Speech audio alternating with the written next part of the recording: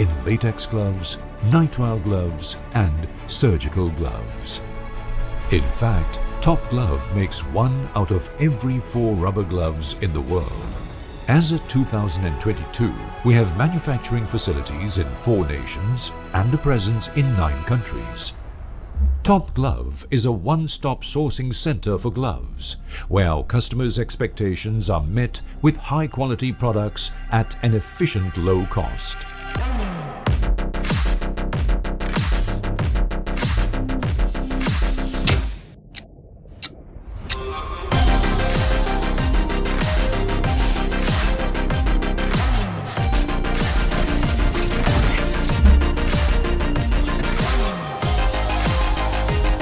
Our comprehensive supply chain, coupled with our new gamma sterilization plant, enable us to maintain consistency with fast and on-time delivery. Care for the safety of your loved ones with a touch of your finger. Our e-commerce site enables you to purchase Top Glove's extensive range of products and have them delivered right to your doorstep. At Top Glove, we believe in doing well by doing good. We are doing our part to reduce our carbon footprint. We have enhanced our product range with environmental friendly products for the world. Our people initiatives remain our foremost priority. Creating a healthy work environment, bringing out the best in our employees and fosters strong relationships. Together, the Top Glove family will continue to break boundaries as we take the company to the next level of success. Above all, we value the adoption of good business ethics of honesty, integrity, and transparency. Good health and good day. As a corporate citizen and industry leaders, sustainability stewardship is an area we are deeply committed to.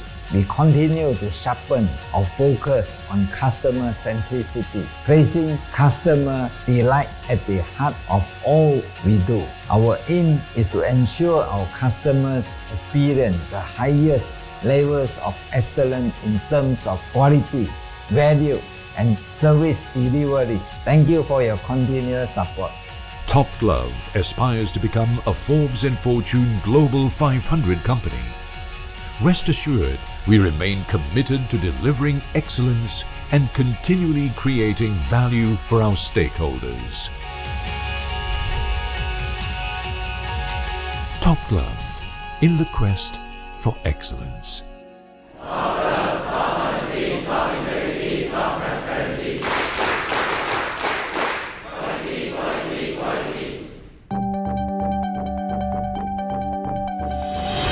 All over the world, we are known for our superior quality gloves. Through the years, we have grown, we have shown our gloves that are superior in the world. Top Glove is the best, better than the rest. Quality, reliability, and consistency remain a policy at Top Glove Group of Companies.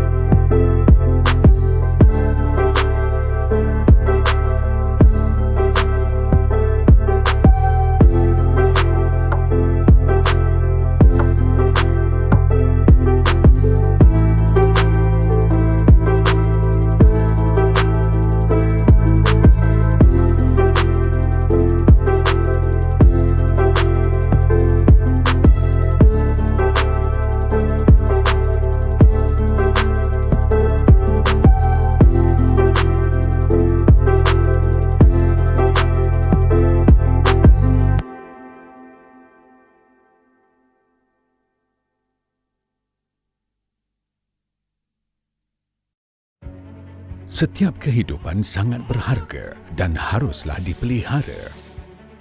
Melindungi nyawa adalah misi utama kami di Top Glove dan kami melakukannya dengan sepasang sarung tangan. Top Glove adalah pengeluar sarung tangan terbesar di dunia, berkhidmat kepada lebih 2,000 pelanggan di serata 195 negara. Dari permulaan sederhana pada tahun 1991, kami berkembang menjadi peneraju global dalam pengeluaran sarung tangan latex, sarung tangan nitrile dan sarung tangan pembedahan. Malah, setiap 4 helai sarung tangan di dunia, satu daripadanya adalah dari Top Glove. Pada 2022, kami mempunyai perkilangan di 4 negara dan sedia ada di 9 negara. Top Glove adalah pusat sumber sehenti untuk sarung tangan di mana kami menepati jangkaan pelanggan dengan pengeluaran yang berkualiti tinggi pada kos rendah yang cekap.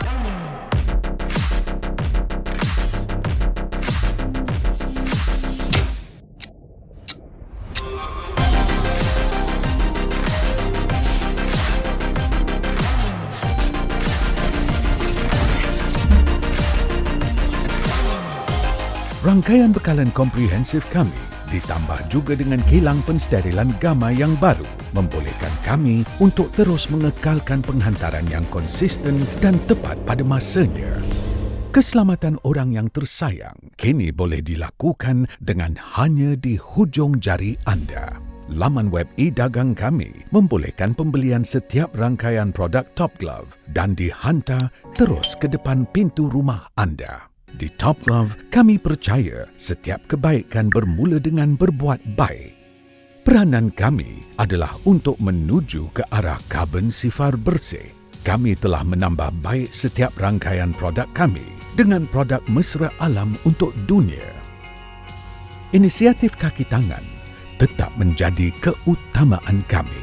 Dengan mewujudkan persekitaran kerja yang sihat, kaki tangan kami dapat memberikan yang terbaik dan memupuk hubungan yang kukuh antara satu sama lain. Kami bersama warga Top Glove akan terus membawa syarikat ke tahap kejayaan yang lebih tinggi. Di atas segalanya, kami menerapkan etika perniagaan yang baik melalui kejujuran, integriti dan ketelusan. Salam sejahtera. Sebagai warga korporat dan meneraju industri, kami amat komited dalam sektor pengurusan kelestarian. Pada masa yang sama, kami akan terus fokus untuk meningkatkan perkhidmatan mesra berangan dan mengutamakan kepuasan berangan dengan sepenuh hati. Kami sentiasa berusaha untuk memastikan berangan kami menikmati pengalaman yang terbaik dari segi kualiti nilai dan perkhidmatan. Terima kasih atas sokongan berterusan anda. Top Glove bercita-cita untuk menjadi syarikat Forbes dan Fortune Global 500. Yakinlah bahawa kami tetap komited untuk memberikan kecemerlangan dan terus mencipta nilai yang tinggi bagi pihak berkepentingan kami. Top Glove dalam usaha untuk mencapai keunggulan.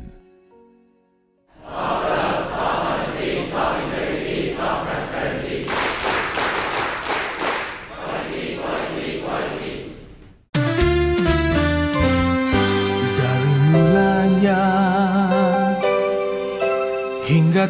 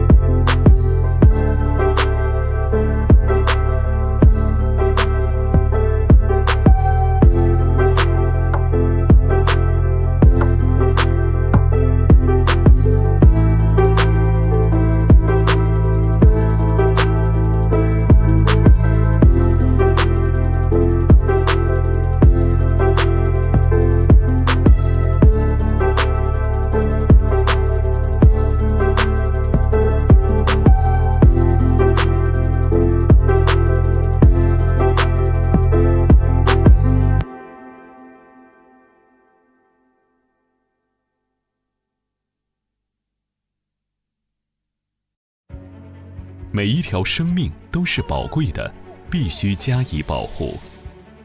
在顶级手套，保护生命是我们的首要任务，而我们用一双手套来完成这一份使命。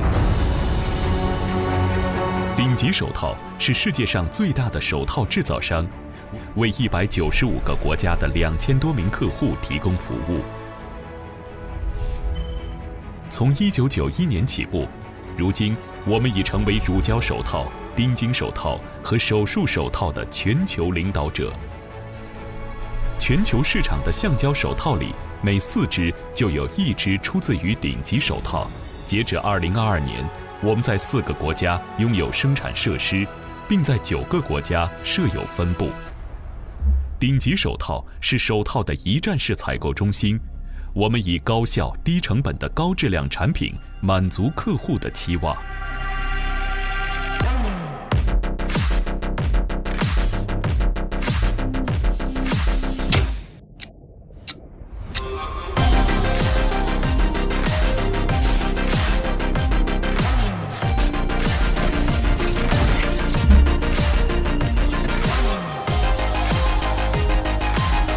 全面的供应链，配合新的伽马灭菌设备，使我们能够持续的快速及准时交货。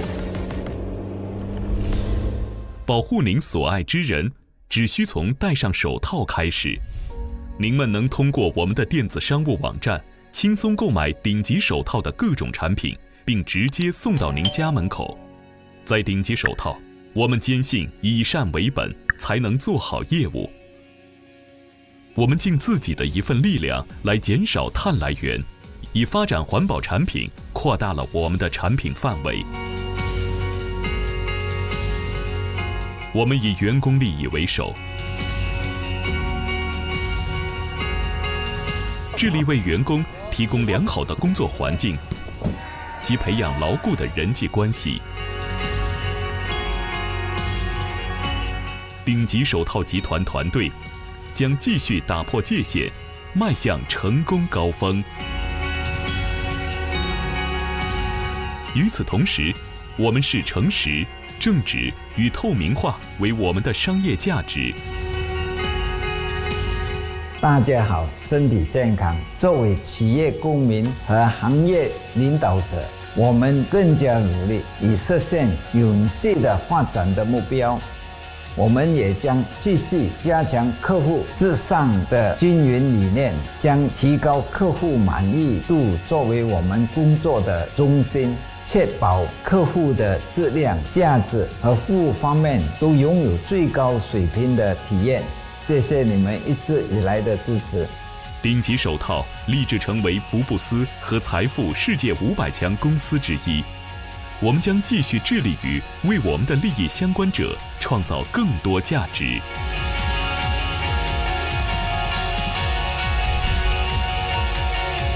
顶级手套是您的最佳选择。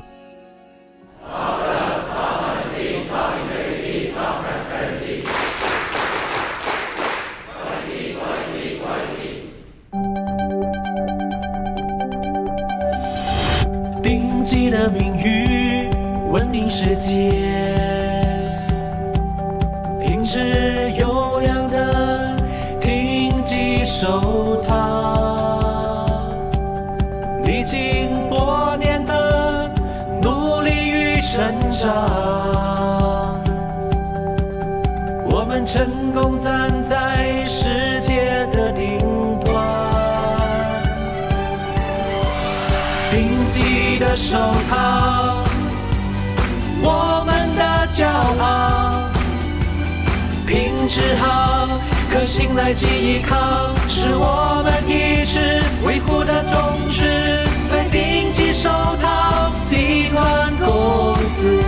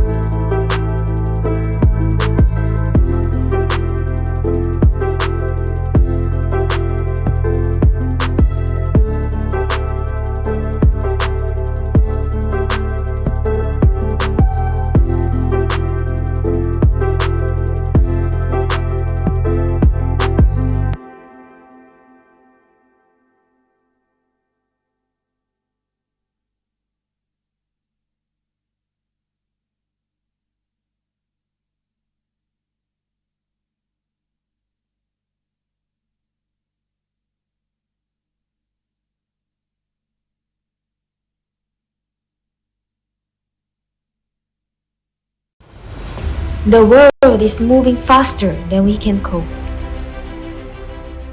Trends are pacing beyond the speed of human mind. Natural disasters happening beyond our means to cope. Progress expected is beyond our own grasp. Hello, planet Earth. How are you? Have we spoken lately? Welcome, ladies and gentlemen, to Top Glove's inaugural webinar. The theme this year is Emerging Trends Shaping Business Sustainability and Humanity. We bring to you discourse in the following areas: global trends shaping sustainable policies and priorities for governments, role of board in changing global business dynamics, sustainability impacts on business and humanity, new and emerging threats to governance and boards, impact of business and human rights on brand and reputation, key policy consideration in New World Order. The world is moving faster than we can cope. Trends are pacing beyond the speed of human mind. Natural disasters happening beyond our means to cope. Progress expected is beyond our own grasp. Hello, planet Earth. How are you? Have we spoken lately? Welcome, ladies and gentlemen, to Top Glove's inaugural webinar. The theme this year is Emerging Trends Shaping Business Sustainability and Humanity. We bring to you discourse in the following areas: global trends shaping sustainable policies and priorities for governments, role of board in changing global business dynamics, sustainability impacts on business and humanity, new and emerging threats to governance and boards, impact of business and human rights on brand and reputation, key policy consideration in New World Order. People, planet, profit. How are we balancing? Are we running out of time? Can we agree on basic human values? Who are our merchants of hope? What are our shared visions? Who are shepherds of this planet? Where are our hearts when handling the only home we know? Let us talk.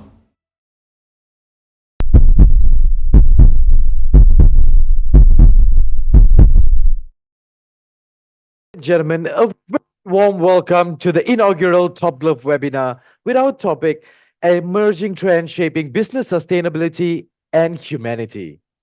Good health and good morning to Tan Sri Dr. Lim Wee Chai, Dato Lee, Top Glove Board of Directors, esteemed speakers, distinguished guests, and friends. I am Aaron, and I'm honored to be here as your MC as we discuss and unravel the intricacies of emerging trends that play a role in both business sustainability and the broader spectrum of humanity. As we take a deep dive and understand these trends, I believe that will not only be organizational success, but also towards contributing positively to the global community. Now, before we proceed with our highly anticipated webinar, let us perform our usual practice, the Top Glove claps. In the beginning of any Top Glove event, we will have the business ethics clap, which resembles the very core of our business practice: honesty, integrity, and transparency, followed by Top Glove's five, which is our mantra for healthy and happy life. Now, for all our non-Top Glove audience, you are more than welcome to follow along. All you have to do is just follow my lead and read out the words displayed on the screen. Then clap thrice, clap twice, and repeat the resounding words. Now, if you guys are ready, thumbs up, ready, 1, 2, 3. Top Glove, top top honesty, top integrity, top transparency. Quality. Equality. Now, followed by the Top Glove. Thumbs up, ready, 1, 2, 3. Top Glove, Eat well, eat well, work well, exercise well, sleep well. Healthy. Ladies and gentlemen, we officially begun our webinar for today. Ladies and gentlemen, Let us ponder on the question, what kind of future do we want to build? We are gathered here today to rethink and reimagine, reflect on the world as it should be today, not as it once was. The theme for today's webinar is Emerging Trends Shaping Business Sustainability and Humanity. Now, for all of the audience who would like to take a deeper dive further into the intricacies of the theme, you may access the webinar booklet via the link available in the chat box on Zoom.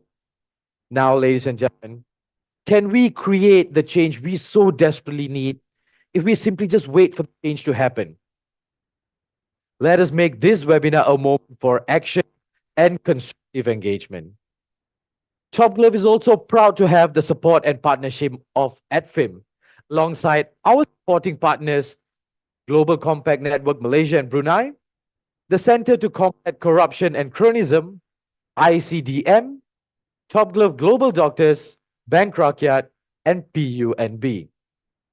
And now, ladies and gentlemen, without further ado, to open our webinar, it is my privilege to call upon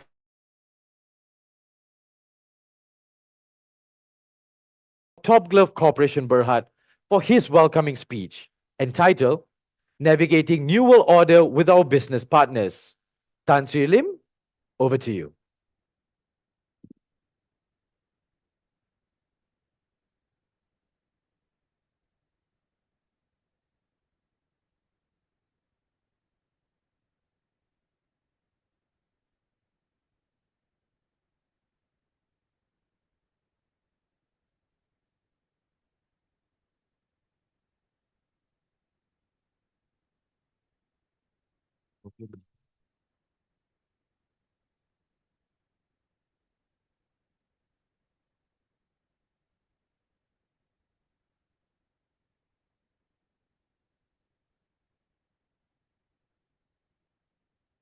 Okay, testing.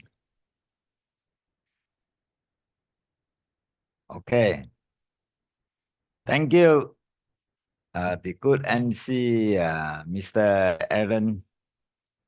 Salam sejahtera dan selamat pagi. Good health and good morning to Datuk Lee KM, Chong Kwan, Puan Shamila, Datuk Norma, Dr. Ngo, Asrina, Top Glove Directors, Tan Sri, Datuk Tatin, distinguished guests and speakers, Top Glove colleagues, friends, ladies and gentlemen. Welcome and thank you for attending Top Glove's first sustainability webinar titled Emerging Trends Shaping Business Sustainability and Humanity. Business trends are changing rapidly with developments in technology and internet. Business cycles are much shorter, faster, and the challenges faced by public and private sectors everywhere are increasing globally. Good news travel fast, but bad news travel even faster.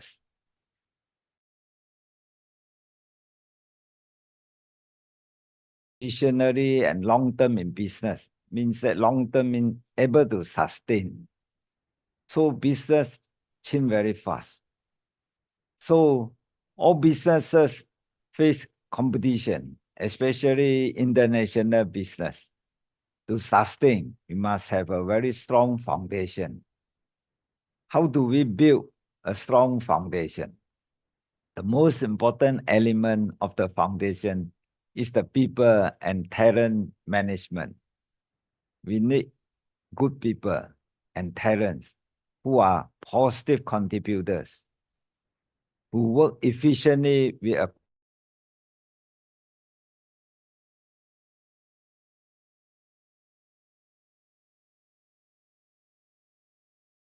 company or to the society. We must first ensure we are healthy mentally, physically, and financially. As you can see, these three healths are very important. So remind us every day, make sure we stay fit. and healthy every day, every hour, every minute. So how do we stay healthy every day?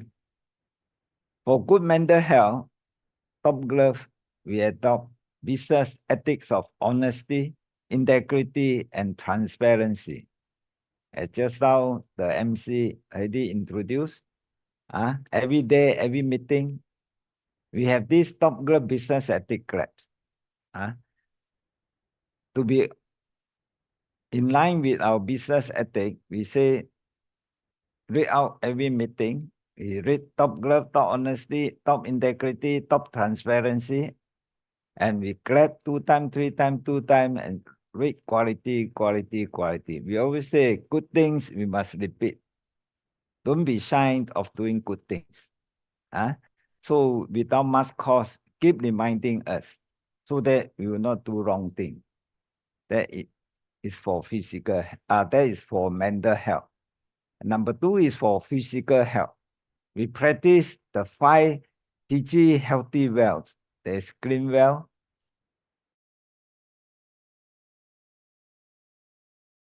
day to Sunday, 365 days a year.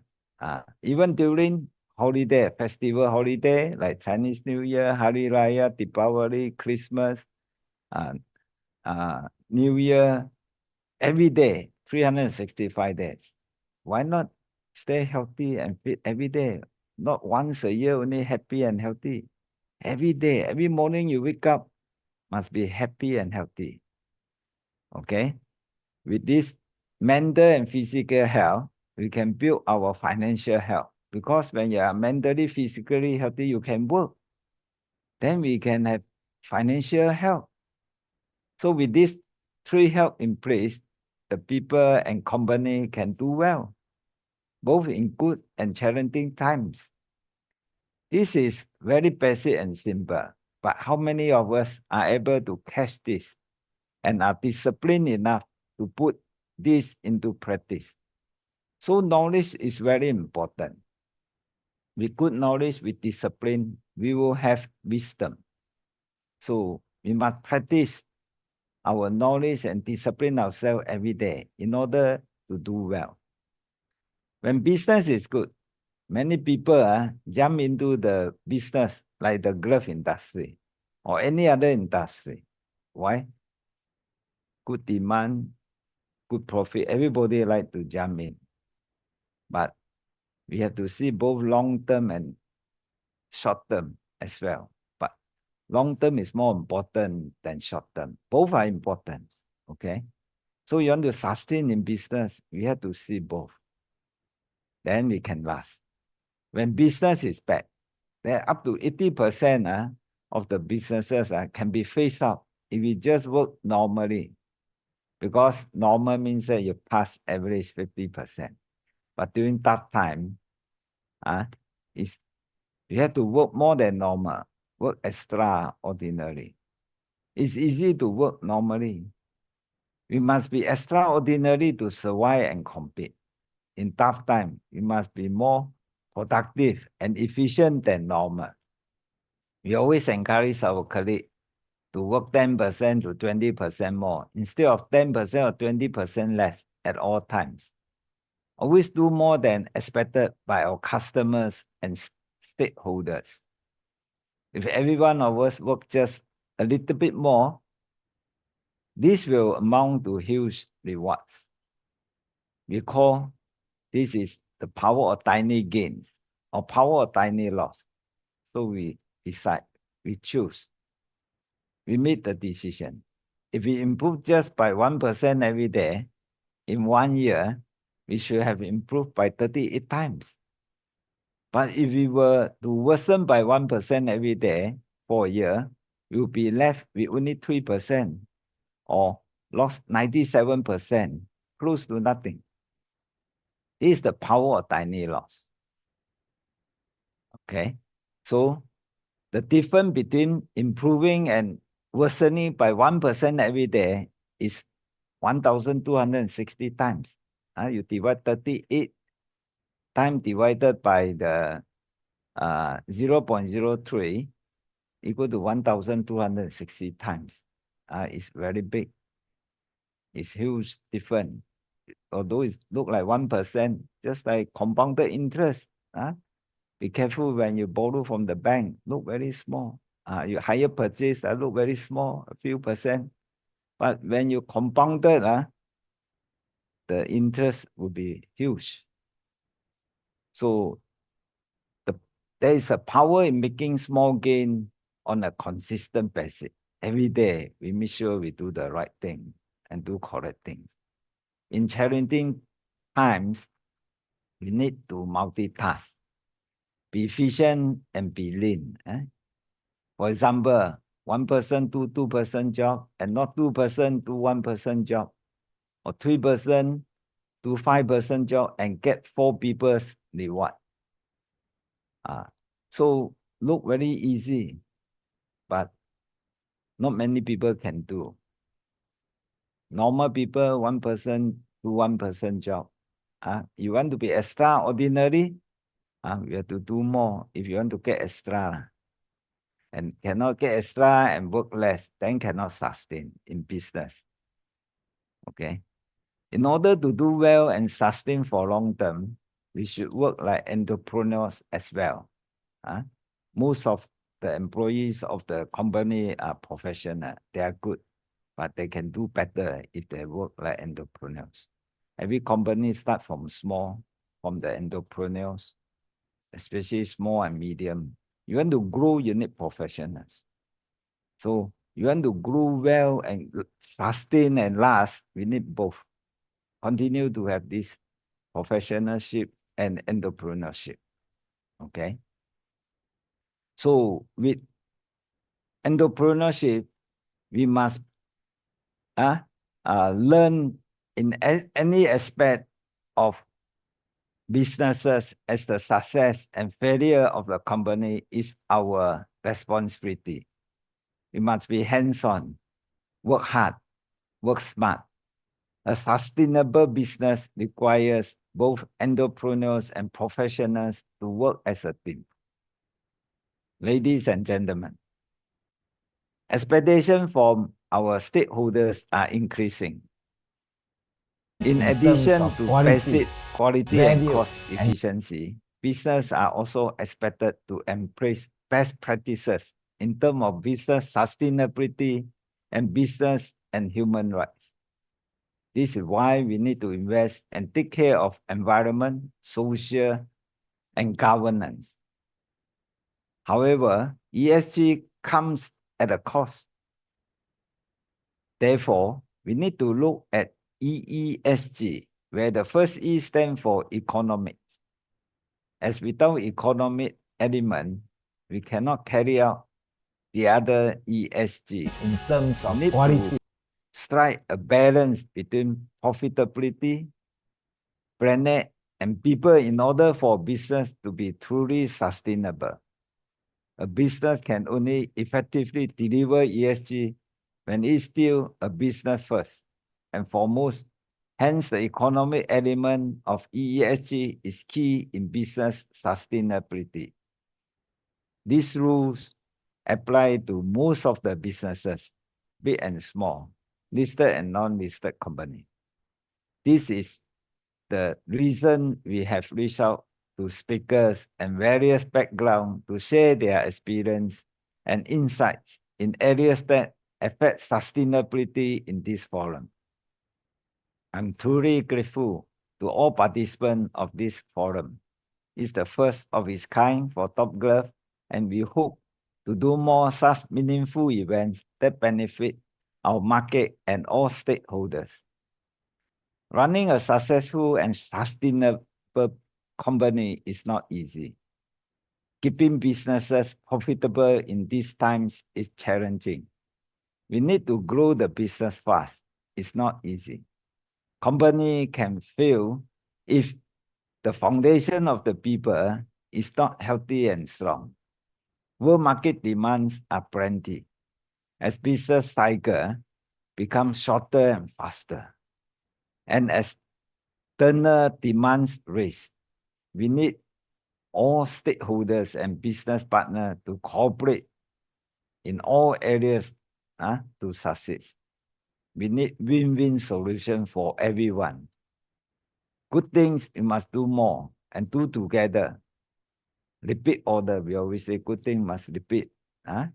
By joining forces with like-minded organization and people, we can pool our strengths, resources, and expertise to tackle, share challenges, and seize emerging opportunity. There are plenty of opportunity in the market. It's up to us whether we can catch or not. I will say when there's a crisis, there's opportunity. As a business that operates internationally, we are fully aware of the demands and constraints in every jurisdiction or countries. Top Glove has been very fortunate in the past 33 years to have worked with supportive business partners in the public and private sectors. Our partners, including shareholders and potential investors, suppliers, customers, civil societies and medias, public sector and legislator, as well as oversight bodies. We can no longer do business alone or in isolation if we want to be successful. Healthy competition is good, and we welcome healthy competition for a vibrant world market. We always say international business is an Olympic game. Top Glove export its products glove to about 195 countries. Our success is due to the good commitment and hard work of our people and support of our external business partners. Government play important roles. I will say, getting to the top is hard. Maintaining at the top is even harder. Number one in the world market is not forever for any brand or company. Even the country, not forever. World number one economic power. You see the history. US now having the world economy power for about 120 years. Before that, it was UK, also for 120 to 150 years. Before UK, there was Holland or Netherlands. Before Holland or Netherlands, it was China. China was economic world power for 940 years. So it changed, not only company, individual, organization, when the country changed the leadership position as the world number one in economy power.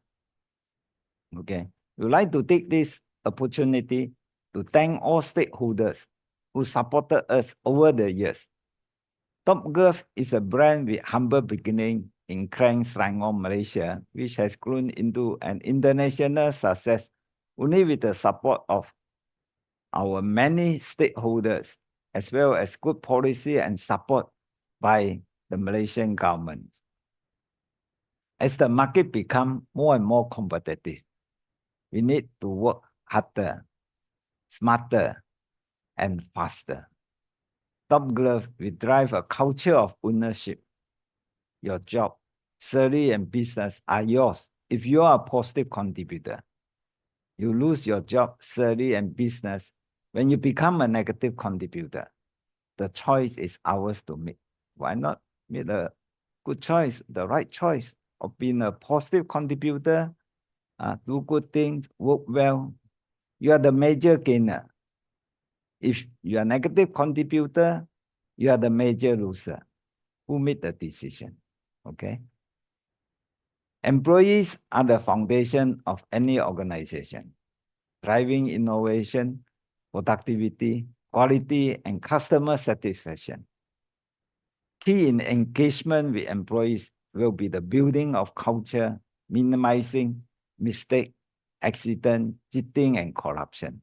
We call this 4 MACC course in Top Glove. As you know, MACC is very popular name, especially recently. Okay, so we use this MACC. It's good reminder. and relevant. Key to all this is motivation. We must learn to motivate ourselves and not wait for others to motivate us. Don't let people push us. I will say, do your superior job. Don't let your superior do your job, remind you, push you, and motivate you. So you will never be a good leader. You want to be a good leader, you have to walk yourself, proactive. Move forward. Finally, I would like to extend my deepest gratitude to all our speakers, panelists, moderators, as well as audience who made time to participate in this good forum. I would also like to record my appreciation to our partners and the organizing team, especially Fairuz, Kai, and all his committee for their hard work in organizing this webinar. I wish you an enriching and productive sessions ahead. Thank you for your continuous support. Thank you. Terima kasih. Kanan. Okay. Okay.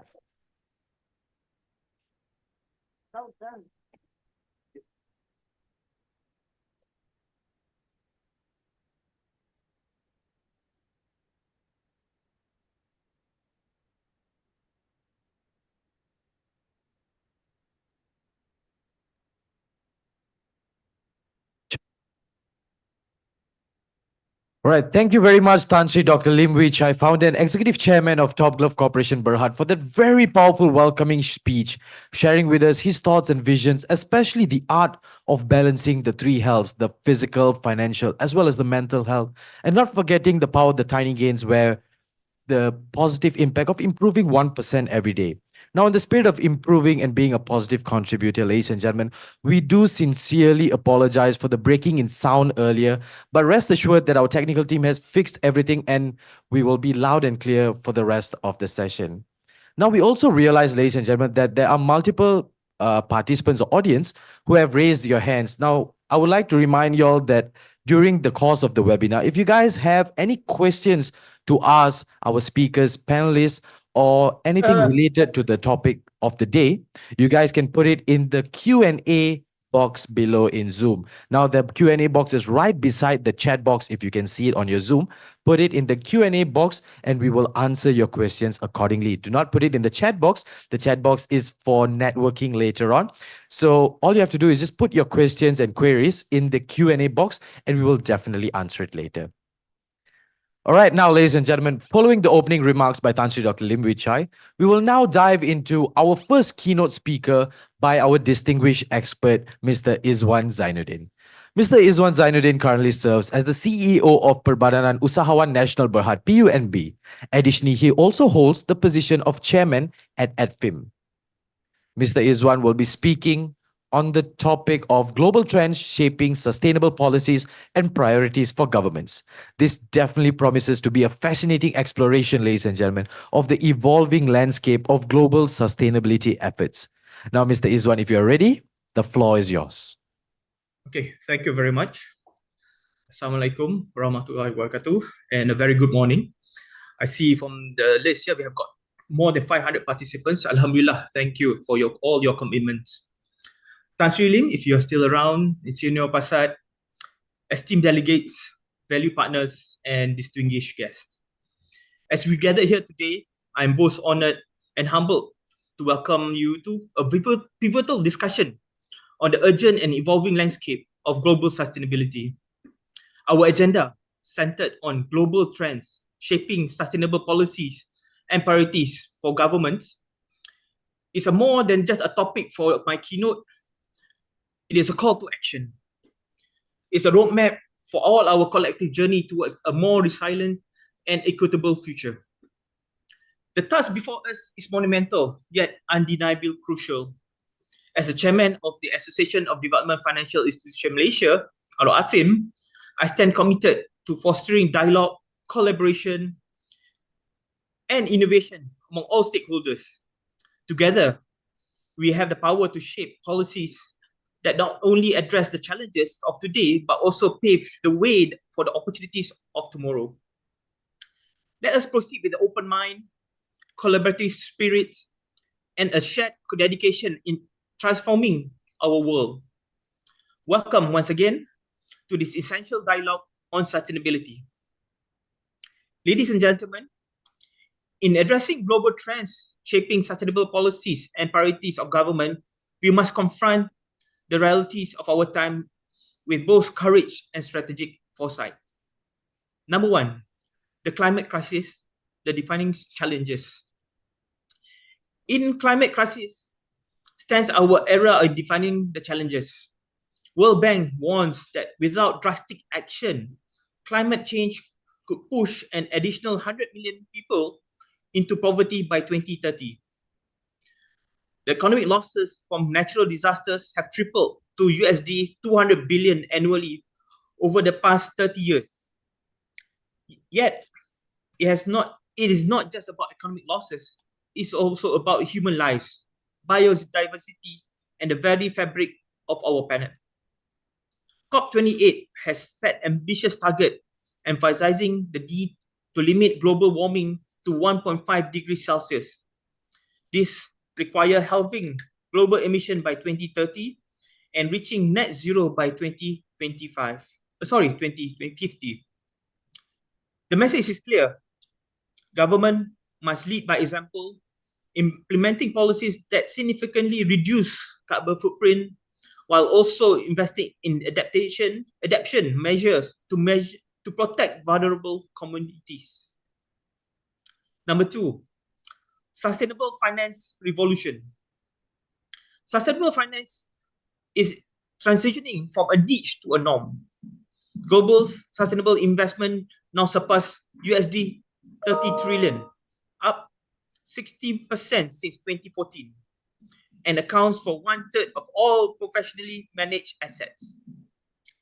Yet, to shift the needle, we need policies that incentivize green investments and penalize unsustainable practice. Government play a critical role in this paradigm shift, offering tax incentive for sustainable projects, enforcing ESG disclosure requirements, and supporting green bonds and loans. Number three, the digital divide and sustainability nexus. Digital transformation offers unprecedented opportunities for sustainability. Smart technologies in agriculture can increase crop yields by 30% while conserving resources. Renewable energy technology powered by AI can optimize distribution and reduce waste. However, the digital divide remains a stark reality, with nearly half of the world population lacking internet access. Bridging this divide is essential for equitable sustainable development, requiring policies that ensure universal access to digital technologies and their benefits. Number four, inclusive growth, the foundation of sustainable development. Inclusive growth is not merely an economic imperative, it is a moral one. The pandemic has exacerbated global inequalities, and with the World Economic Forum reporting 36% increase in global billionaire wealth, while 265 million people face acute food insecurities. Policies for sustainable development must prioritize social equity, creating jobs, and ensuring access to healthcare, education, and digital connectivity for all. In conclusion, ladies and gentlemen, the trends shaping our world demand a comprehensive and integrated response. We have to all work together. As leaders, policymakers, and global citizens, we are at a crossroads. The choice we make today will resonate through generations. The impact will be to our children and our grandchildren. Our path forward requires bold action, innovative partnership, and relentless commitment to the principles of sustainability. Let us embrace this challenge with the knowledge that our collective efforts can forge a more sustainable, inclusive, and prosperous world. Thank you very much. And I hope you enjoy the rest of the day. Thank you. All right, thank you very much, Mr. Izwan, for sharing with us on the importance of global trends that is shaping the sustainable policies and priorities for the governments. It is indeed true, Mr. Izwan, that the decisions that we make today will not only affect the generations to come, but also our grandchildren. And it's very important that we pick and choose the right decisions that we make. Now, ladies and gentlemen, I hope we all can learn a thing or two from Mr. Izwan's opening keynote address. So before we move on, ladies and gentlemen, to our first panel discussion, I know most of you all are very excited for this. Our team at Top Glove has prepared a few general scenario videos. Over the course of the webinar, ladies and gentlemen, there will be scenarios that will be played as such, but do keep in mind that the videos are not relatively related to the panel discussion. Now, without further ado, production team, cue video. Megatrends and subtrends. Climate change. Change in consumer behavior. Stringent government regulations. Greater activism sustainability practices. Equitable economy. Customers experience instead of product push. Younger generation is more change adaptive. Rapid urbanization. Individualism. Population grows, the aging population increases. More youthful population in developing countries. More educated generation that prefer environment-friendly products. Mobile workforce. Gig economy, microeconomy. Resource scarcity and volatility. Increase in demand for resources. Natural disaster. Natural material scarcity. Zero carbon emission commitments. Civil disruption, country instability, geopolitical unrest. Technological breakthrough. Seamless business process handled by AI. Data platform management driven and customer experience. Technology advancement, IoT, big data, AI. More virtual and video meeting, less physical contact. Products to infrastructure. Shifting geopolitics and economic power. Local politics. Financial crisis. Another world war. Another pandemic. Changing global market, protectionism and populism. More competent competitors. Trade barrier market will demand production at customer site. Low entry barrier. More customized demand in emerging and high growth market.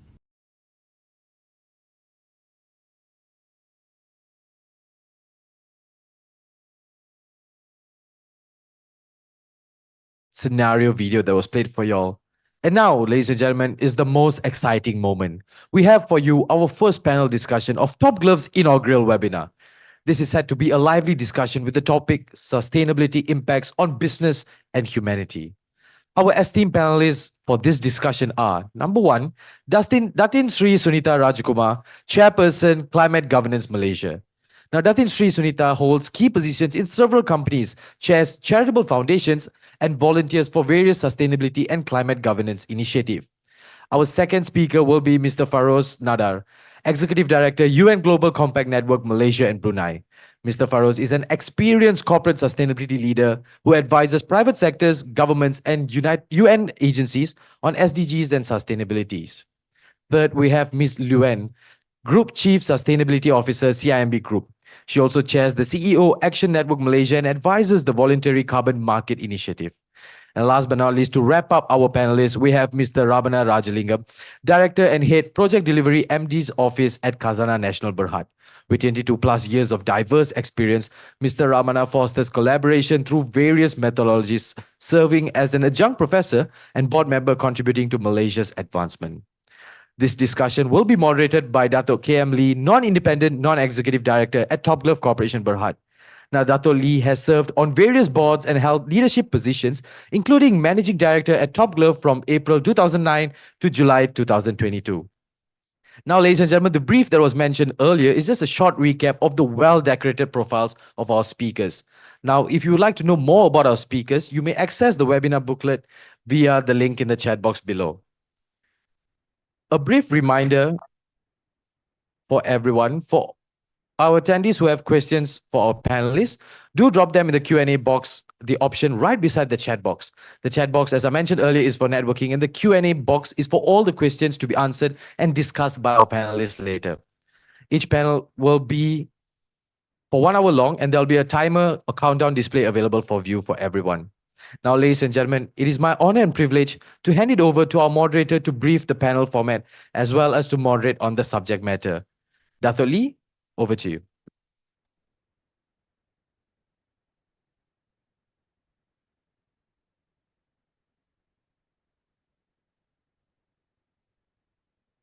Testing, testing.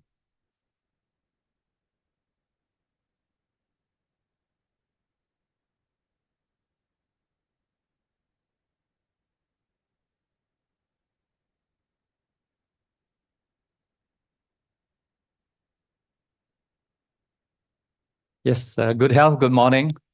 I'm really excited with Top Glove's first webinar, and a warm welcome to all my fellow panelists. All of them looking ready, smiling, and have plenty to share with you today. And welcome Sunita, welcome Faros, welcome Luann, and welcome to Ramona. And today it is an interesting day. We are starting the first session, and there are plenty of things to share. So are we all ready? Yes, already. Then shall we start? Shall we start with Sunita, please? Definitely. I think the first question was, what are the main issues facing business sustainability and humanity in the next decade? So I wanted to share some thoughts about this. As many people know, Climate Governance Malaysia is now 4.5 years old.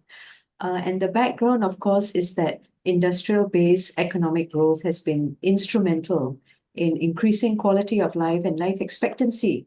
But this has been powered by fossil fuels. It is now very clear that Earth simply cannot support both population growth and economic growth, which is based on extractive industries.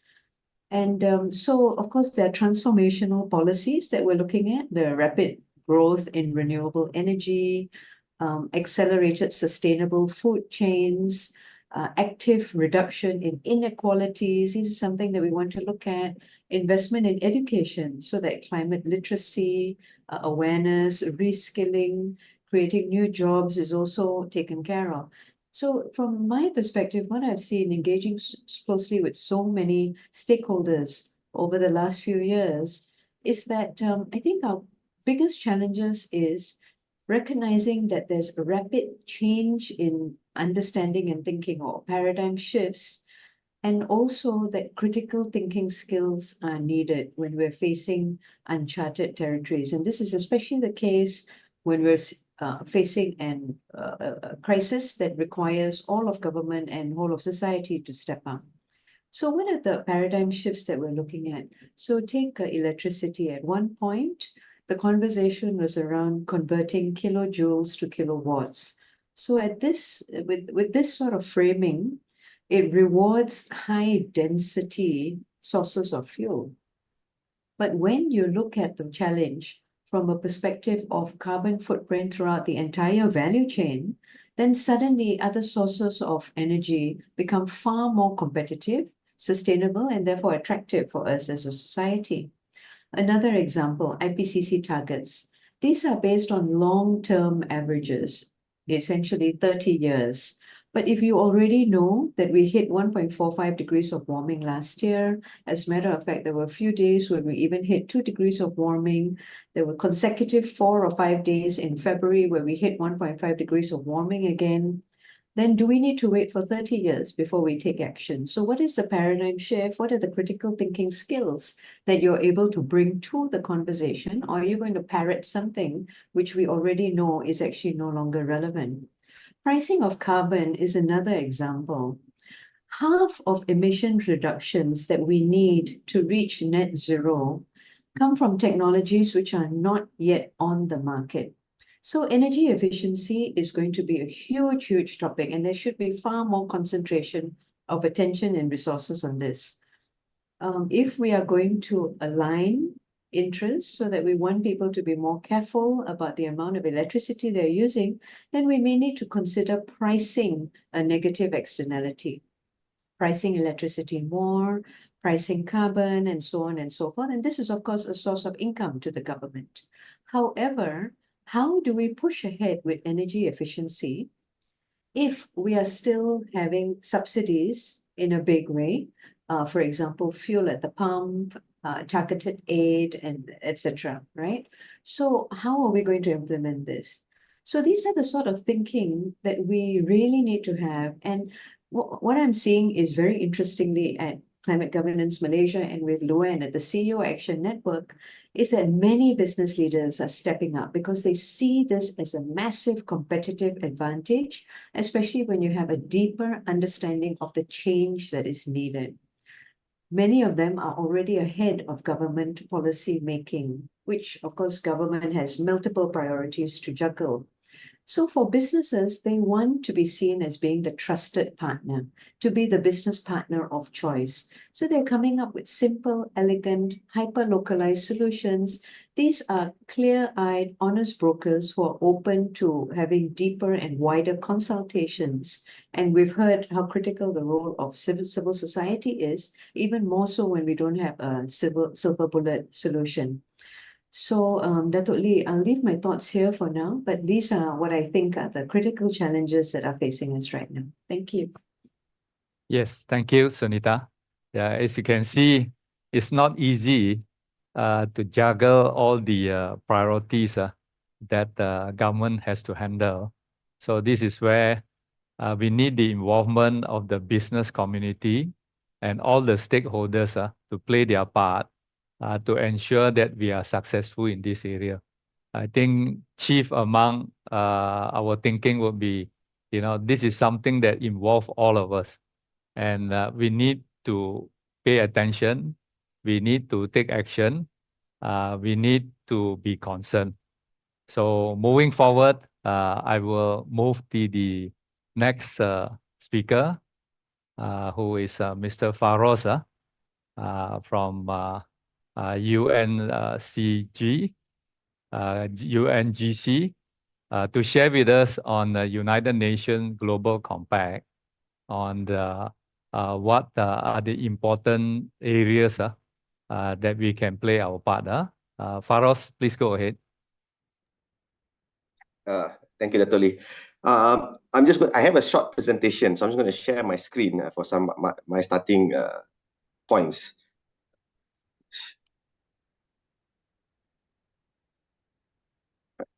So can see my screen, yeah? Yeah, okay. So firstly, thank you for Top Glove for inviting me for today's session, and congratulations for Top Glove for organizing your first ever sustainability webinar. I think sustainability needs all the messaging engagements. So congratulations on this. So I have just a very short presentation, just to share some of my thoughts in this matter. I think first I have to do a little bit of advertising. What is UNGC? I think maybe people may not necessarily know us. So we are a CEO commitment platform. We're the largest business sustainability network in the world and also in Malaysia. So we work with businesses, corporate and SMEs to support their sustainability agenda. And because we predate the Sustainable Development Goals, we have something called the 10 principles, around the areas of anti-corruption, human rights, labor, environment. Right? So when you talk about sustainability, I've been in the space now for about 13, 14 years. And one thing that I try very hard is how can we simplify the message? Because sustainability has become complex very fast. There's a lot of acronyms, and every other day there's a new acronym, and before you can understand the previous one, something new comes to play, right? So it's evolving so fast. So I try my best to kind of simplify it. And for me, when we talk about business sustainability, this is how I usually like to summarize it.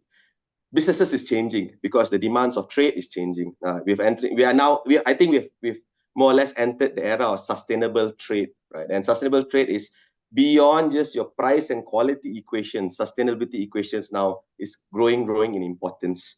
And sustainability equation basically means two things. Are you a low carbon business, and are you a socially responsible business? So the regulations are being developed from a G2G instrument in various formats. If you follow the COPs, the COP last year was in Dubai. This year is going to happen in Azerbaijan. When world business leaders come together, they make a commitment, and that commitment is going to change how businesses operate. So, for example, in COP26, one of the introduction was the zero deforestation pledge, right? And that changed into laws for EU, and that is impacting how we are doing businesses in Malaysia as well. So, these credentials of sustainability becomes more and more important moving forward. So that's why sustainability has now become a mainstream topic within many business corridors of power, decision makers, and also in the general employee of businesses as well. And it's here to stay because trade has shifted. But when we also talk about sustainability, one thing, yes, we always like to talk about the risks that we're going to face, the environmental, look at WEF and all this, it's all very real and very important. But one of the challenges happen is that we all know the numbers. We all know we are not going to meet the SDGs. In fact, certain projections saying 20 to 30 years behind meeting the 2030 agenda. But yet, the needle doesn't move fast enough. So the question is sustainability really important? Is it something that, or is it lip service, or is it just a passing parameter of the day, right? I would like to believe that for the sake of my career, it is important and it's here to stay. And I like to also make some arguments why it's here to stay, right? But I also like to look at this at different parameters. I think sustainability needs 3S. We need to have the spirit, we need to have the style, and we need the sort. Sort is not to say we need to have what do you call it, not to be hostile or but we need to have the why we need to do it. The style is who should do it, and then the sort is the tools to do it, right? And why this is going to be sticky, why it's not going to change is this. If you see this chart here that is shared by the latest IPCC report, right? It basically shows that depending on the year that you're born, this is how red your future is going to be. This is focusing on climate change lah. So if you're born, later part of generations, your future is going to be very hot. And we're already facing it today, right? You look at the heat waves that's happening. Just yesterday, my car is warning me, be careful, it's more than 38 degrees outside there, right? So it's going to be the new future for us. So it means that the new generation, the younger generation, the incoming decision makers, their reality is very different from the previous set of decision makers, right? So this is going to be a sticky reality for them. So therefore, this is going to be important for them. The spirit for them is there, that the world is unsustainable and they need to play a part to do this. Now, the challenge of we need to do something, we all accept it. There's a challenge of what is the style of who is going to do it and how we're going to do it. I think this is areas that we need to put more focus on. Who is going to do it is also important because, again, this demand is growing more and more, especially from the younger workforce. A lot of times, business leaders are focused on external risks, but there is an internal risk that you also need to internalize when it comes to sustainability. There's a lot of new research put on the market right now saying that the younger workforce wants to work with a business with purpose, was driven by sustainability. This is a quick research done by a research firm in UK and US, and they're saying that younger generation are willing to leave their jobs if not aligned. This is something that we did in Malaysia last year, where we kind of surveyed around 250 young executives, and they are saying that if our employers are not aligned to sustainability, they will look elsewhere, right? They are willing to leave their jobs. So sustainability becomes more and more ingrained as part of attracting talent as well. So talent becomes a key component when we talk about sustainability. And without talent, this is one of the issues that sustainability is happening today. We see this rise of competence greenwashing. People who go to one-day training, suddenly they are self-proclaimed ESG experts. Now, nothing wrong if you tell the right thing, but I've come across some interesting discussions where some misinformation is giving out, and people let them become worried and resets the whole discussions again. So talent becomes a critical push for this. But when we talk about talent, it's just not the sustainability people who needs to do this. We have to look it across board. I think sustainability for me at the end of the day is not a technical issue. It's actually a people issue. You peel away all the technical SBTI, TCFD, Scope 1, Scope 2, Scope 3. It's all talking about, as Sunita mentioned, innovative business models, the purpose-driven agenda, how to transform your businesses. It cannot just be a compliance approach. It has to be part of a business transformation and DNA approach. That means that it must cut across the organization. We need to ask ourselves, what is the role of the CEO? What is the role of the CSO? What is the role of the CHRO? What is the role of the IT guys to play in this sustainability agenda? everyone has a unique role to play. And there are many answers being offered. So, for example, this is an infographic taken by the, what they call it, Bursa PLC transformation book, which kind of highlights what could be some of the roles being played by different parts of the organization. So we must do this together. It's just not the sustainability person's responsibility to push this. Then we talk about how we're going to do this, the talent that we need.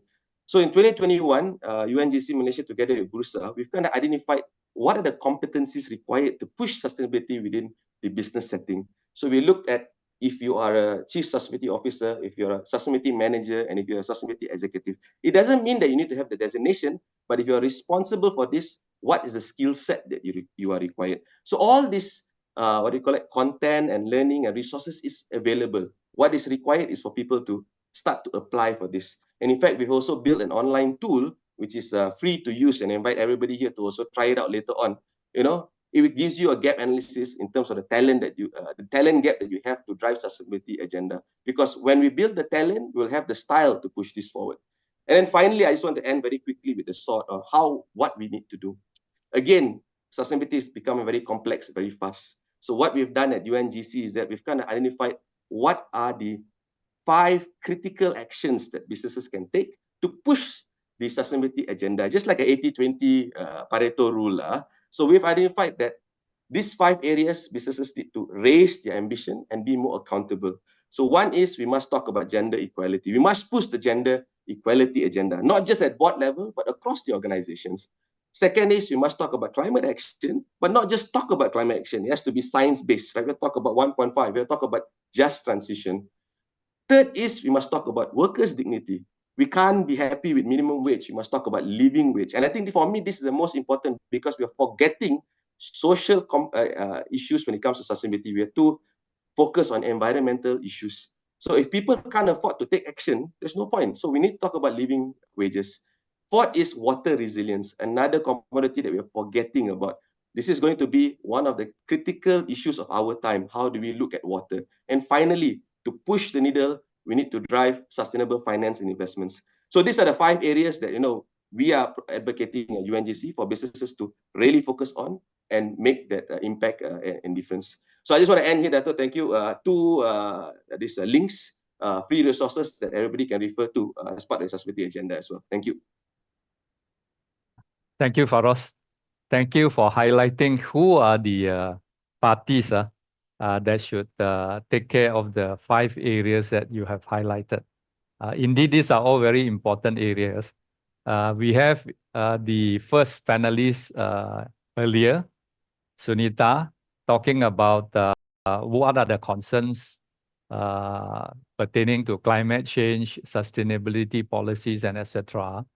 And Faros carried on to say who are the parties that should come in to address the 5 concerns that he has raised.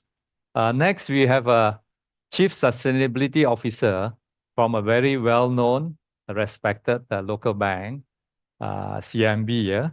Luan will share with us next on why corporates must come in and what is the viewpoint of corporation on how they could contribute to this very important area, because we did talk about earlier that we need the participation of every stakeholder, and corporations being a big concern are very important. So let's hear from Luan what are the things that corporates could do and how they could do it. Luan, the floor is yours. Thank you very much, Dato, and thanks to Top Glove for inviting me to come and speak at this very impressive conference.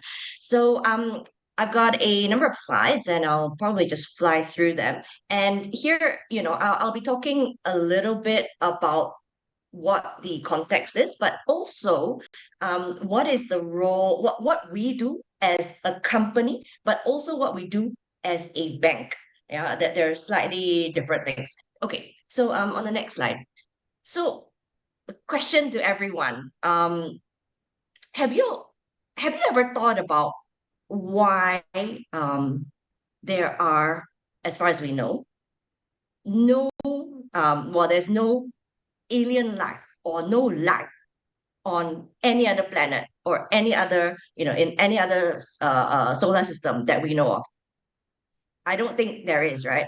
Any life as far as we know. Thank you, Crane. Yeah, so it's because our planet has this very, I guess, coincidental but amazing set of what we call planetary boundaries. And just think about it. Even the planets next to us, the one closer to the sun is way too hot, cannot survive. The one further away is way too cold. Again, life cannot survive. So there are a whole bunch of these planetary boundaries that are important to keep the world running and actually, from a more selfish point of view, humanity alive, right? Without all these planetary boundaries within a safe range, right? Not too hot, not too cold, not too much, not too little. Without this, life on Earth will be wiped out. And okay, maybe the cockroaches will survive, but humans will find it very, very unpleasant and actually probably uninhabitable of the planet. So, we talk about climate change, and you can see this is on the top left or like 11 o'clock of this chart, yeah? But climate is not the only thing. That's the thing that we have advanced most in terms of the science, etc., etc. It is also things like biosphere integrity at 9 to 10 o'clock. Sorry, don't move the slide, please. It's also things like biosphere integrity, like biodiversity, which we are, disrupting through 8 to 9 o'clock. Land system change, land use change, meaning deforestation, changing the natural land. And also, just now, I think both Paras and Datin Sri Sunita mentioned freshwater change. So all these things, because humans are so ingenious and come up with all these amazing technologies, like through the Industrial Revolution, we burn fossil fuels, and amazingly, wow, got so much energy, and we got much better lives and electricity, much more convenience. But we are creating impacts through what we're doing, and even through agriculture, for example, that are causing our own demise, right? So now we know this. And what do we do about it? So when we look at sustainability in business, we're not talking about, suddenly I go and become a charity. Suddenly I don't care about profit. Not true. But we're talking about triple bottom line. We're talking about profit. But while you're making profit, how do you ensure that your impacts on people and planet, so that's the three P's, profit, people, planet. How do you ensure that you don't create negative impacts on people and planet? Because it will hit back on us. So on the next slide, please. I'm sure a lot of you have heard about the SDG, Sustainable Development Goals, just now Faris just mentioned as well.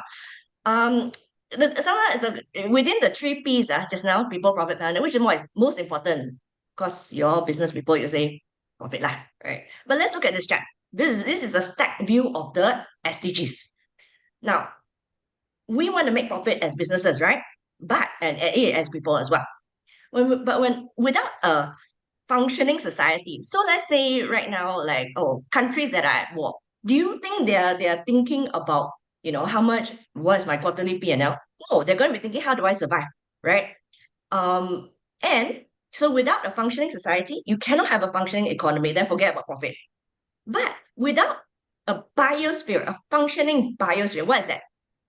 Water, land, soil, without food, without trees to absorb the carbon dioxide, how are we going to have functioning society? If everybody is starving to death because there's no food, because we have killed off all the pollinators, because we have fished out all the edible things in the ocean, do you think there'll be functioning society? Do you think there'll be government, there'll be peace, there'll be, no, there wouldn't. So everything actually comes back to society, and especially at the bottom, biosphere. So this is why, people are like, oh, why suddenly are all these companies are suddenly talking about environment? What's the big deal? I don't love turtles, I don't love trees. It's not about loving turtles and trees. It's about loving yourself and loving your children. Because without functioning biosphere and society, your children, families, loved ones, friends cannot live a good life. Okay, next slide, please. So now, what happened to my slides? Okay, anyway, so as a company, why is CIMB doing this? And many of these things apply to other industries as well. First of all, is expectation from stakeholders. I'll talk a bit about that later. But for CIMB very specifically, it is future proofing. It's about resilience. It is about long-term survivability and profitability of the business. Yeah. So for example, if I am a bank. As let's say a bank lends out money, right? Lends out money to a piece of to buy a piece of property or house in a flood prone or an area that's going to be flooded in 20 years. Because our mortgage terms is what, 30 years, right? So if that piece of mortgage or that house is underwater in 20 years' time, do you think that is going to be a profitable loan for me? Do you think the borrower is going to pay back? No, right? So that is a risk. It is a credit risk for the bank.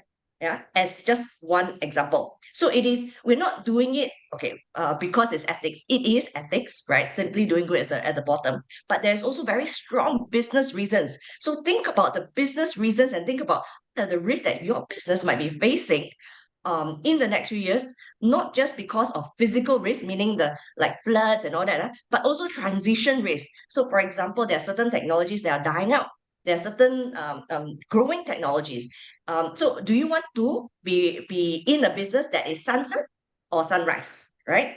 So, and that comes to the next one, business opportunities. That's not the next slide, the next item, sorry.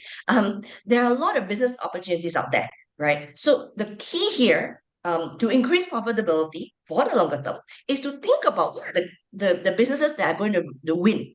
And very often, these are new sectors, new technologies that you're not so familiar with, but putting out those bets now. Yeah. And of course, there's a lot of regulatory pressure and all that. So let's go to the next slide. Thank you.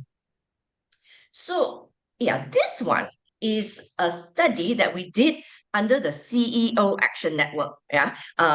Just now, and you know, we're all part of this network as well. Dr. Sunita, as well as Top Glove, etc. Even yeah. So I think many of you are part of the CEO Action Network, and we did a study in Malaysia. Now, very similar findings from what UNGC had. If you look at employees on the bottom left, and of course, I always pull out the most shocking statistics. From our study, this is last year, 83% of employees surveyed, and we had, I think, maybe like thousands of employees will at least consider, either consider or definitely will switch jobs if their employers, this Malaysia, don't think it's not UK, US, Europe, all that, it's Malaysia. Will think about moving job if the employer does not prioritize sustainability. Look at customers. These are the guys on top left who are providing your money and profitability. 80% of consumers said that they will boycott companies that harm the environment or engage in forced labor on a social side. 90% of businesses we surveyed have already set some sort of public targets on GHG scope 1 and 2. So there's a lot of reasons, business reasons, why you should be thinking about sustainability in your business. Next slide, please. So in CIMB, there are two aspects that we look at. Next slide, yeah, slide 6. That we look at when we, my slide's super blurry. Sorry about this. That we look at when we talk about sustainability in our business. Yeah. So apart from being a company ourselves, we as a financial service provider, we have a lot of influence on what we do with our clients. And whenever we do this, we look at two sides. And this is this is our general sustainability philosophy. Number one, try and minimize harm. That's on the right-hand side.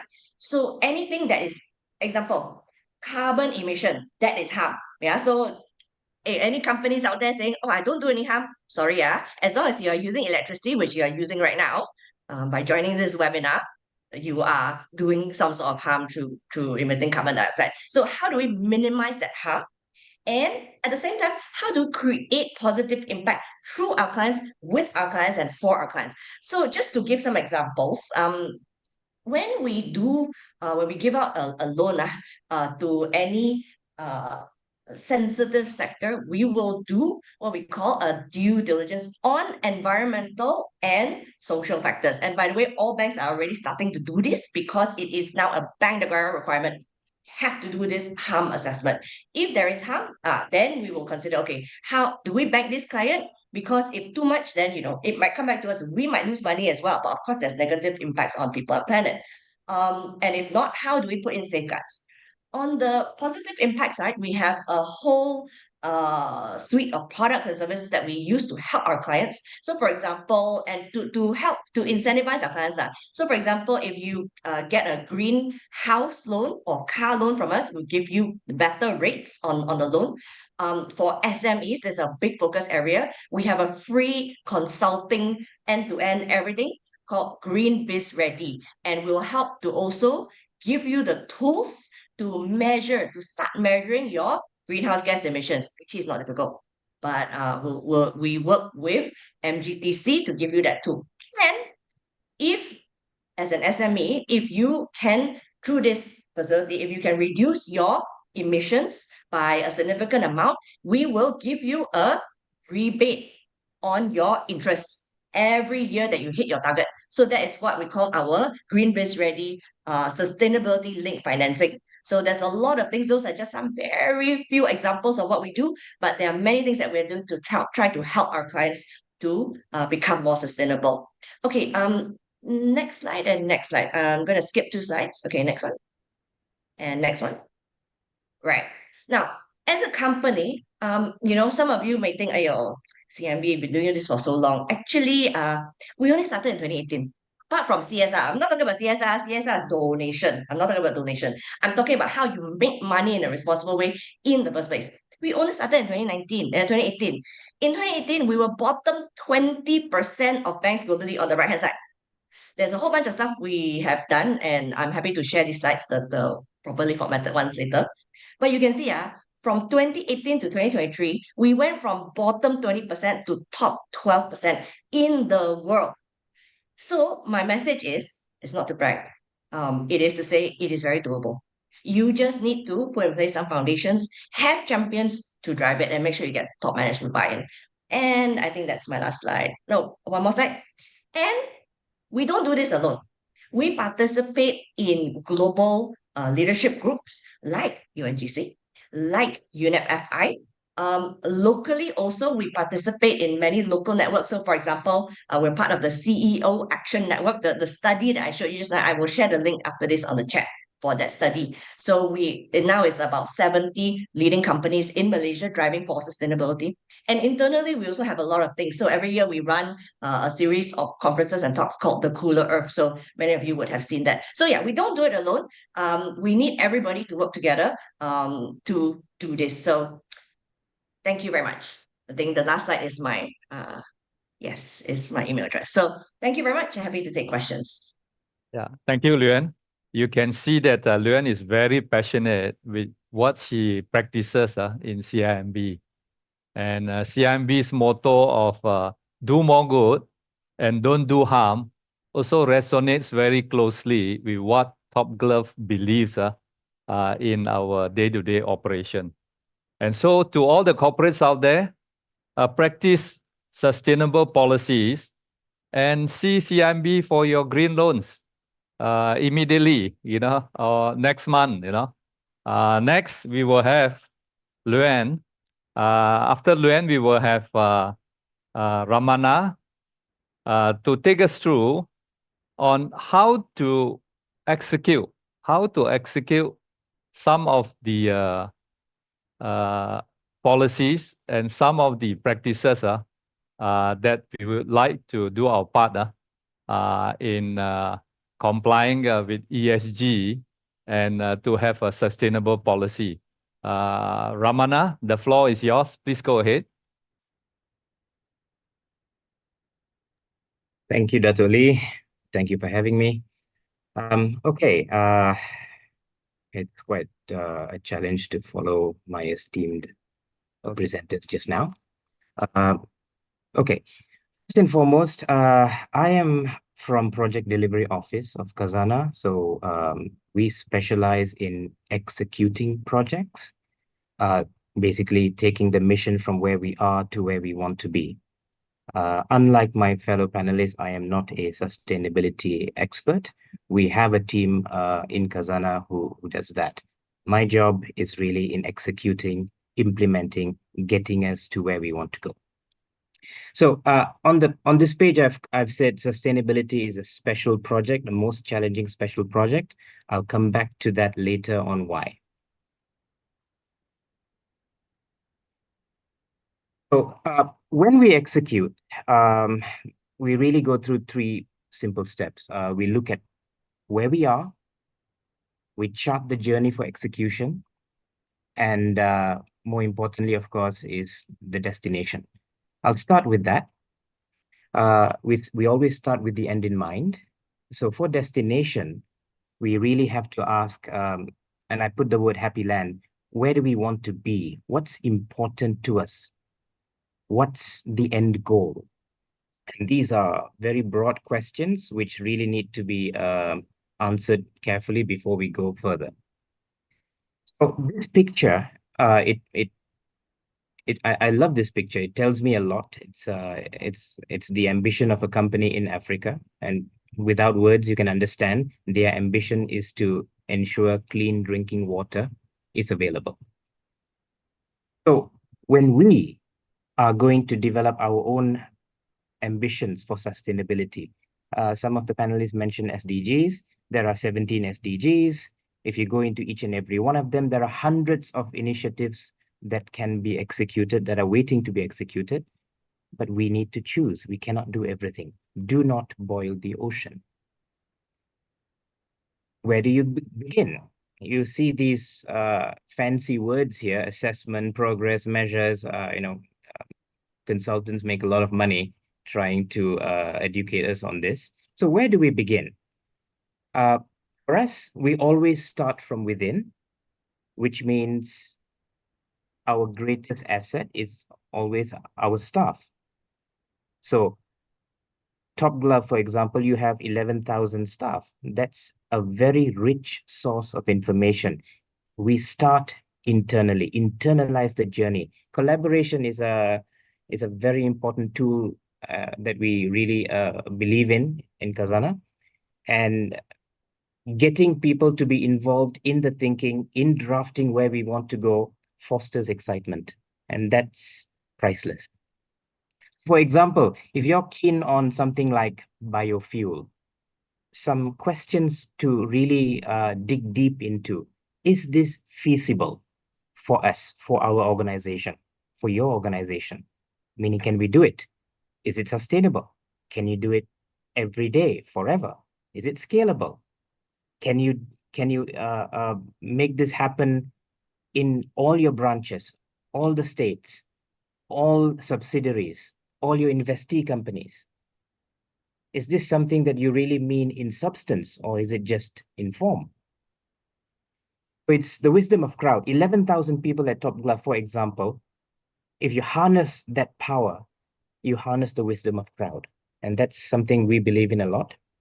Collaboration, I mentioned this, and in Khazanah, we try to use various tools, workshops, action labs, innovation garages, collaboration circle, which is very close to the heart of our CEO, scrums for those who believe in agile, and all sorts of other facilitations, bringing people together. Some pictures here. The flip side is, in order to collaborate and get everyone involved, it takes time. So do not rush. This is an aspect you need time to peel the onion. Some examples here. A lot of thinking happens not in the conference room, but in discussion rooms. We bring a lot of people together organization-wide. A lot of charts, a lot of post-it notes, a lot of stand-up meetings. We work with our investee companies too. More charts here, process mapping, lots of post-it notes, lots of drawing on the floor, brainstorming. We use Lego. We stand in front of a live audience to defend what we want to do, why we want to do it, and we challenge our ideas. And this is really one of the ways to get to where you want to go. However, do take note, when you go on this journey of trying to figure this out, please pay attention to unintended consequences or negative side effects. This cartoon says it clearly. when it comes to electric vehicles, are we really going green, or are we just shifting the fumes elsewhere? Other examples, right? The CIA in the 80s, they funded the Mujahideen in order to chase away the Soviets, but apparently that created the Taliban at some time. Maybe, maybe not. In the US, in the 1920s, there was an alcohol ban. And because of that, little mom and pop shops went out of business, but it gave rise to organized crime. Unintended consequences, something we never expected, but it happened. Closer to home, when you talk about Malaysian companies, as we jump on the sustainability bandwagon, sometimes we draft policies without really thinking quite hard about what the consequences are. For example, if you want sustainable printing, or you want to measure carbon offsets in your travel, with the travel agents and stuff like that, sometimes the local businesses are not ready or equipped to fulfill these requests. Then the business goes elsewhere, and that would be contradictory too. So something to think about, and we need time to pause and be sure what we are doing. Hence, I think Farouz mentioned the term just transition. This is something we believe a lot in Khazanah, which basically means in your quest to do good, don't do harm. Ensure no one is left behind. It's such an important concept that in Canada, there's a ministry called Just Transition. That's how important this is. So once we have figured out where the happy land is and where we want to be, we need to quickly figure out where we are. And this needs to be a quick and dry approach. We should not waste too much time on this. It has limited value, but it's important to know where we are so that we can assess how much time, how much effort, cost, and progress measures that will be needed to really know once we reach there. On execution, if you look at that little drawing on the left with the blue arrow, in reality, it's never really that simple. In reality, it looks quite messed up like this, simply because the execution bit is the iceberg underwater, which has got the most unknown unknowns. So we enter a black hole. There are many things that do not go according to plan. Something to think about as well when you look at governance. If you need to have a set of thinkers and decision makers, you need to have a set of doers. Do not mix both, because then the journey becomes more difficult. And you know the saying, too many cooks will spoil the broth. Sustainability, of course, is the responsibility of everyone. It's not just the responsibility of the sustainability department or the CSO. And that's something we must remember. The elephant in the room, two things. The first one would be, I think there is a lack in terms of sense of urgency. And why is there a lack of this? Well, simply because when you look at the year net zero in 2050, some people would think, well, I won't be around then, not my problem. I think the younger generation believes very differently, but not everyone is in that same bandwagon. So this actually works against us. And in order to mitigate that, we need to actually have short milestones and what we call quick wins to really keep the interest going. Now, the other elephant in the room is, of course, whenever you want to get to somewhere from a start to the end, when you want to go from A to B, there will be change, and change causes resistance. And this is not something that we must underestimate. It will be there. Why? Because change involves going from an old habit to a new habit, and there will be resistance for that. The change process, usually things get worse before it gets better, and there is time that must be allocated to assimilate the change. In conclusion, right, you have seen the yin and yang before. We can either start doing or we can start talking and planning and being very, very precise, but don't let perfect be the enemy of the good. It's very important to discuss less and do more. In my experience, it's always best to avoid doing the big bang starts. Small miracles do work. It's always good to go in bits and pieces, bite-sized. And again, in the spirit of just transition, in the quest to do good, don't do additional harm that you never thought of. Mistakes are inevitable in anything, and I think we will make mistakes in this journey as well. However, it's always good to do so in a controlled environment. We do a lot of prototyping, we do a lot of test and learns, and when I say test and learns, we are not emotionally attached to any idea. We try. If it doesn't work in a sandbox environment, we drop it, we revise it, and we go again. And that should be the way to proceed. When you're executing your sustainability measures, trust me, as a project manager, life will never be like this. In fact, life will be more like this. It will be some form of chaos. However, I think what we want to get to really is this, and I call this organized chaos. So it's quite mad here on this road, but there are no accidents. So this is something we need to strive for. Staying the course is key. There will be difficulties ahead, there will be challenges ahead, there will be roadblocks ahead, there will be resistance, but we must stay the course. And there are two words here that are important. One is commitment and consistency. And Denzel Washington, I believe, said it very nicely. Without commitment, you'll never start. Without consistency, you'll never finish. And I think this is apt for sustainability projects.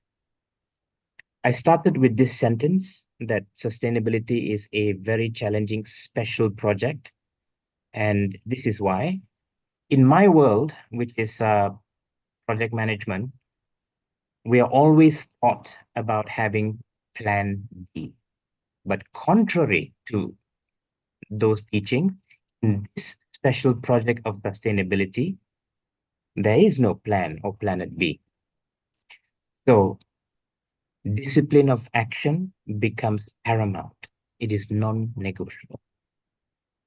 Thank you very much. Thank you, Ramana.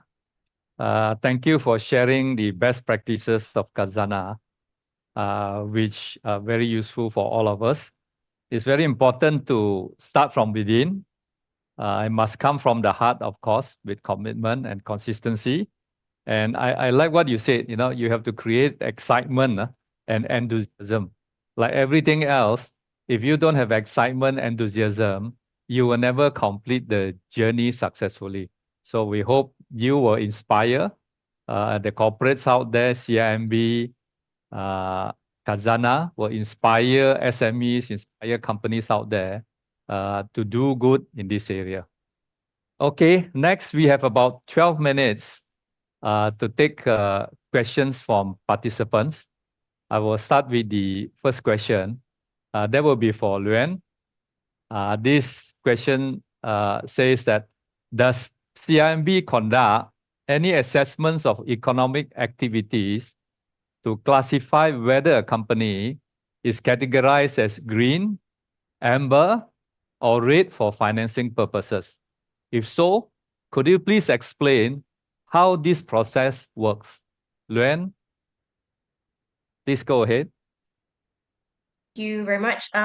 Okay, so yes, and all banks in Malaysia are doing this. Am I muted? No, I'm not. Okay, great. So all banks in Malaysia are doing this because this is now a bank negara requirement under the CCPT, Climate Change Principles-Based Taxonomy.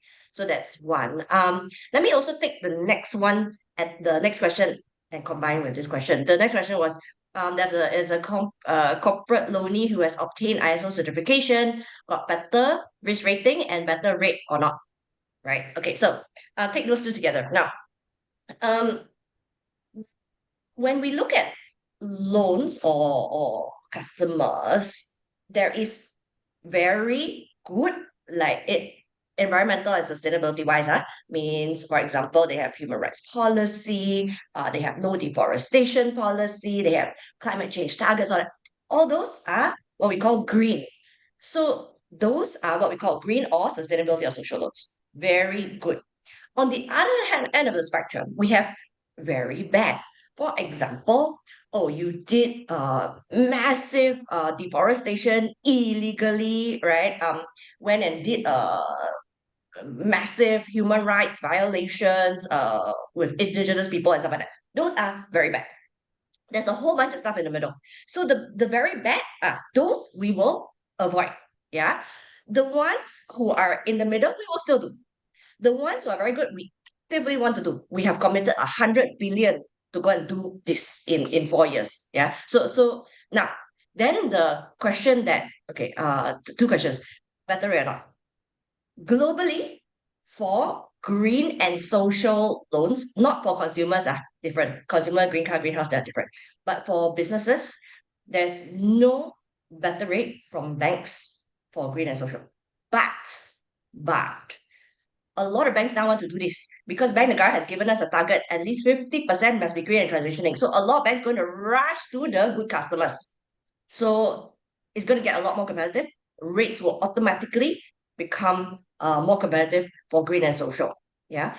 Where we do give discounts on the rates is where you have a sustainability linked loan. Whenever you see the word linked, mean got KPI, environmental and or social KPIs. If you meet those KPIs, then you get a better rate. So for example, for SMEs, it's up to 50 basis points on your interest. I hope that answers your question. Okay. Thank you, Luan. I think it's important for banks to come in to encourage SMEs to participate more in this area. The next question, basically, we will talk about the survey. I think Luan has already answered this question. We'll go to the next question, whereby we talk about the CEO action survey. Yeah, I think we go back to the first question. Yeah.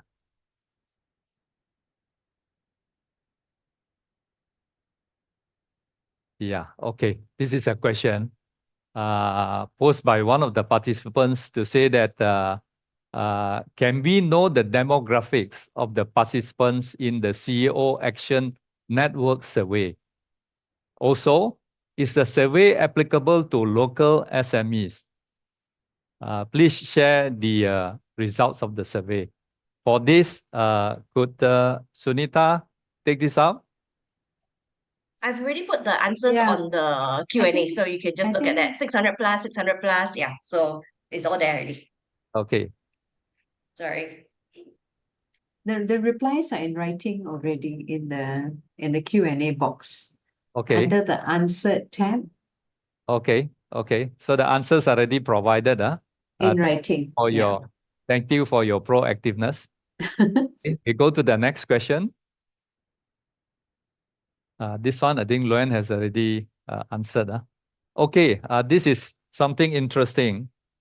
Faros, you talk about greenwashing in your presentation. Could you take us through this question of how do companies manage between the must-have sustainability and being called out for greenwashing? Yeah. I think one of the challenge, actually, I was more towards competence washing. My comment earlier was that, self-proclaimed overnight ESG experts, which is a challenge in the industry right now. But greenwashing is also another challenge. And I think at the end of the day, greenwashing always boils down that you're making a claim that you can't substantiate. So this is where now the importance of ESG data is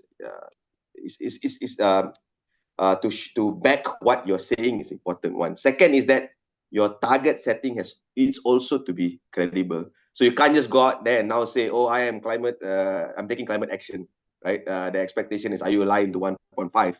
So it's not just about 2050 deadline now. It's now a 2030 according to the Paris agenda, for example. So that credibility also has to be there on that part. So this is a question that I also ask a lot of leaders. How do you balance, your need for profit and need for sustainability? And it's not an easy question to answer, right? Because the system that we are in today actually provides more disincentive for change compared for incentive to change, right? So that's why, I do agree with Surita's opening observation that it requires a whole of nation approach, government, businesses, and non-business actors as well. And there are many ways to do this. But I think more importantly, touching to the point of a just transition.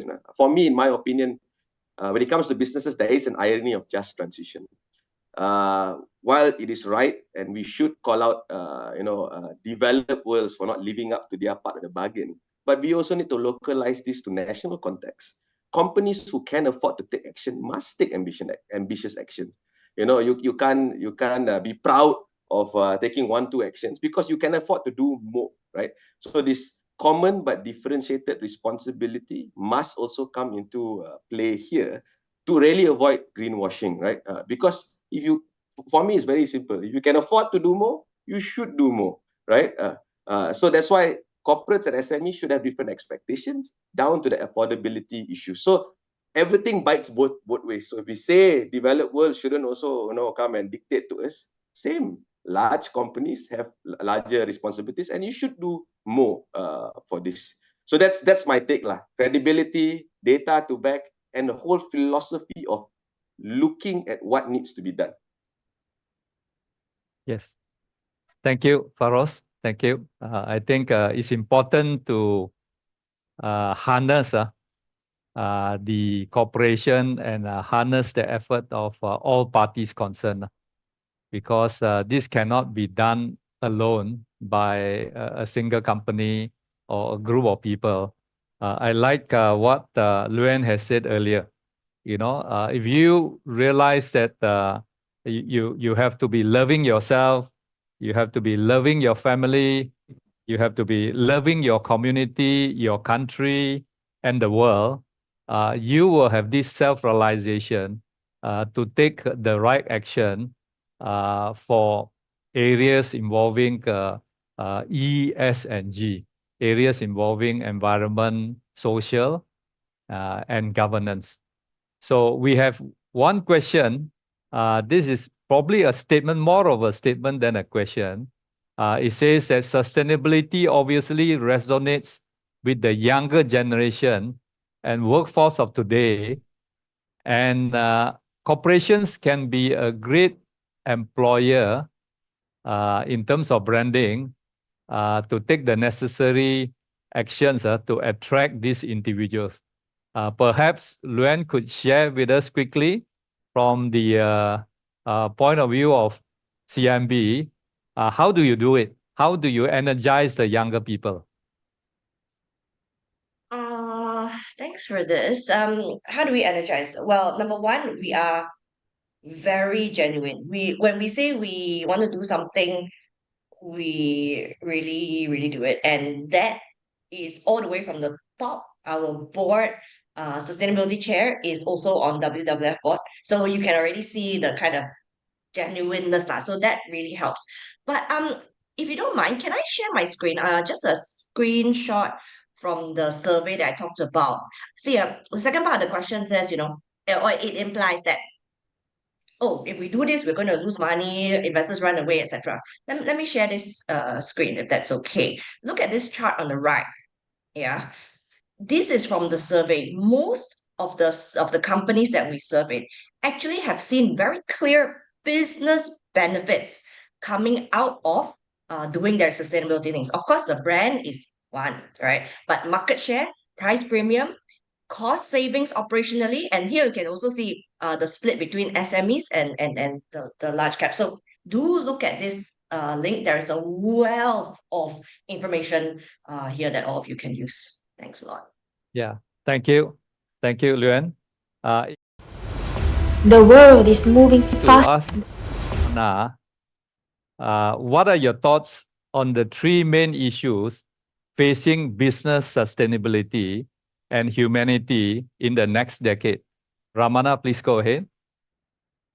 Yeah, so as what I've mentioned earlier, from an execution standpoint, if we want to get to where we want to be by 2050 and all the other targets in between, it's about creating that sense of urgency, sustaining that sense of urgency. It's not just creating an urgency for today or tomorrow. This is a long-term mission and it cannot waver. So ensuring that is sustained, that sense of urgency is sustained, continuous, is one big step forward. Yeah. Thank you, Ramana. Thank you very much. We will conclude our panel session, and I wish to thank our panelists for their good time management and your sincere sharing and your enthusiasm. I think enthusiasm is everything when it comes to planning, implementation, and execution. Thank you also for your participation. Thank you, and have a good day ahead. Bye-bye. Thank you, everyone. Bye.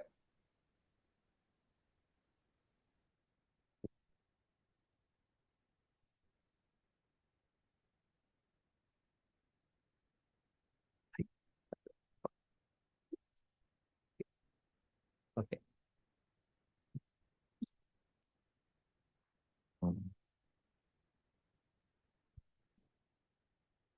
All right, ladies and gentlemen, that is the conclusion of our first panel discussion. Thank you once again to our four panel speakers, namely Datin Sri Sunita, Mr. Ramana, Ms. Luan, Mr. Faroz, and also our very competent moderator, Dato' KM Lee, for sharing with us and breaking down on the topic of the day, which is sustainability impacts on business and humanity. Now, there were some key takeaway points that we have to remember that whatever obstacles and challenges that we face while achieving the sustainability goal, we must definitely stay on course throughout the perfect chaos, ladies and gentlemen. And for younger generations like myself, sustainability is usually numbers like carbon net zero and stuff like that. But our panelists reminded us today that sustainability is actually beyond just numbers. But they also gave us some numbers that is very intriguing. For example, they mentioned that 83% of employees will consider to switch jobs if the employer does not prioritize sustainability, and 90% will boycott, and these statistics are based from Malaysia. So it's very important for companies to prioritize the sustainability, but they have to or need to have data to back it up to avoid being called out for greenwashing. It was definitely truly an eye-opener and a perfect way to start the first of our four panel discussion sessions. Now, ladies and gentlemen, before we move on, we would like to apologize for the quality of the video or the scenario video that was shared to all of y'all earlier before the first panel discussion. So our production team would like to redeem ourselves. So we would like to replay the video for y'all for your viewing pleasure. So if our production team is ready, cue video.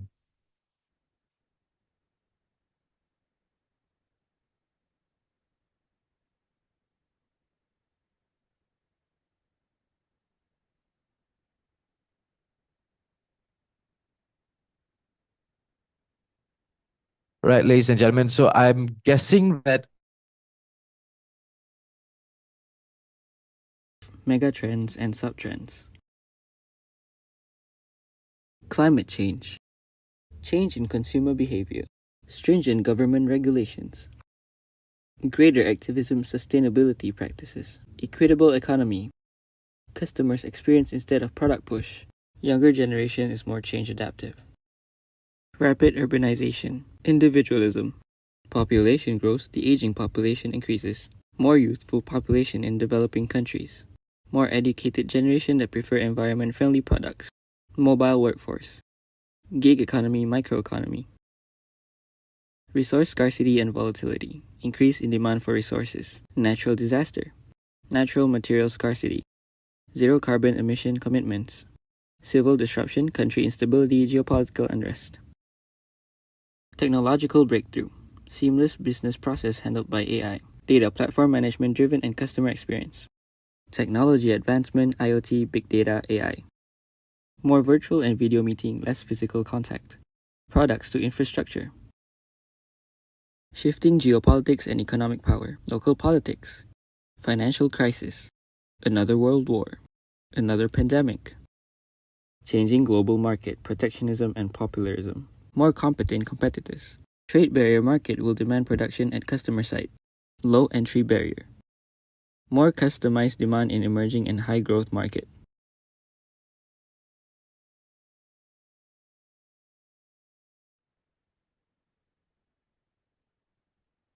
All right, ladies and gentlemen, so that was our video. Now, I have noticed that we have an overwhelming response from our audience because we have about almost 517 people who logged in earlier this morning. So thank you so much for your overwhelming support. However, we realize that many of y'all or your friends and families cannot actually log in through Zoom. So fear not, because our team will be settling it or fixing it in the back end of the Zoom. So if you guys have friends and family who would like to join or witness or participate in this webinar, you guys can log in through YouTube and Facebook. We are also live on YouTube and Facebook. The links to YouTube and Facebook will be posted in the chat box for your ease, so you guys can share it with your friends and family who are unable to join on Zoom due to this small or slight technical issue. All right, ladies and gentlemen, so with that, we will shift gears slightly as we move into our second panel discussion, who will delve into the topic of new and emerging threats to governance and boards. Our expert panelist for this panel discussion is first Ms. Michelle Kite, President and CEO of Corporate Directors Malaysia. Ms. Michelle spearheads the Director Development Programs and Advisory Services supporting Malaysia's corporate governance cultures. Next is Mr. Pushpan Murugesh, CEO C4 Center. He specializes in compliance, governance, and consultancy. He is involved in various social causes, reflecting his passion for activism. Our third panelist is Mr. Hashraf Hashim, Head Private Sector Section Community Education Division at MACC. With a master's in Economic Crime Management, he leads trainings for the CEIO program, focusing on corruption risk management. And concluding our panelist is Encik Idris Abdul Hamid, Independent Non-Executive Director of Bank Rakyat. His notable career includes key roles like Director for Consumer Banking and Senior VP for Hire Purchase Businesses at ADFIM Bank. The discussion will be moderated by Professor Dr. Norma, Independent Executive Director at Glove Corporation Berhad.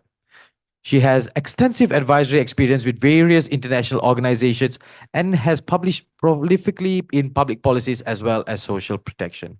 Similarly, ladies and gentlemen, this panel discussion will also be for 1 hour, and there will be a timer countdown displayed available for all. So if our panel speakers are ready, we would like you guys to turn on your cameras and get ready, because I'll be inviting the moderator real soon.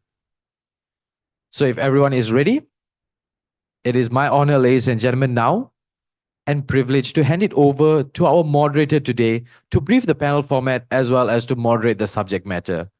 Professor Dr. Norma, if you're ready, over to you.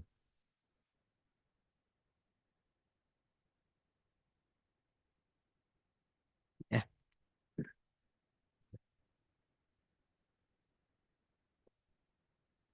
Test.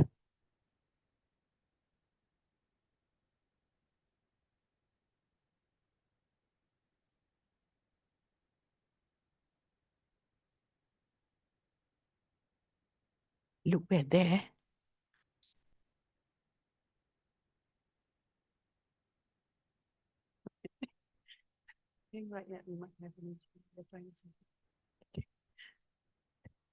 Thank you. Thank you, Aaron. Are we ready to go?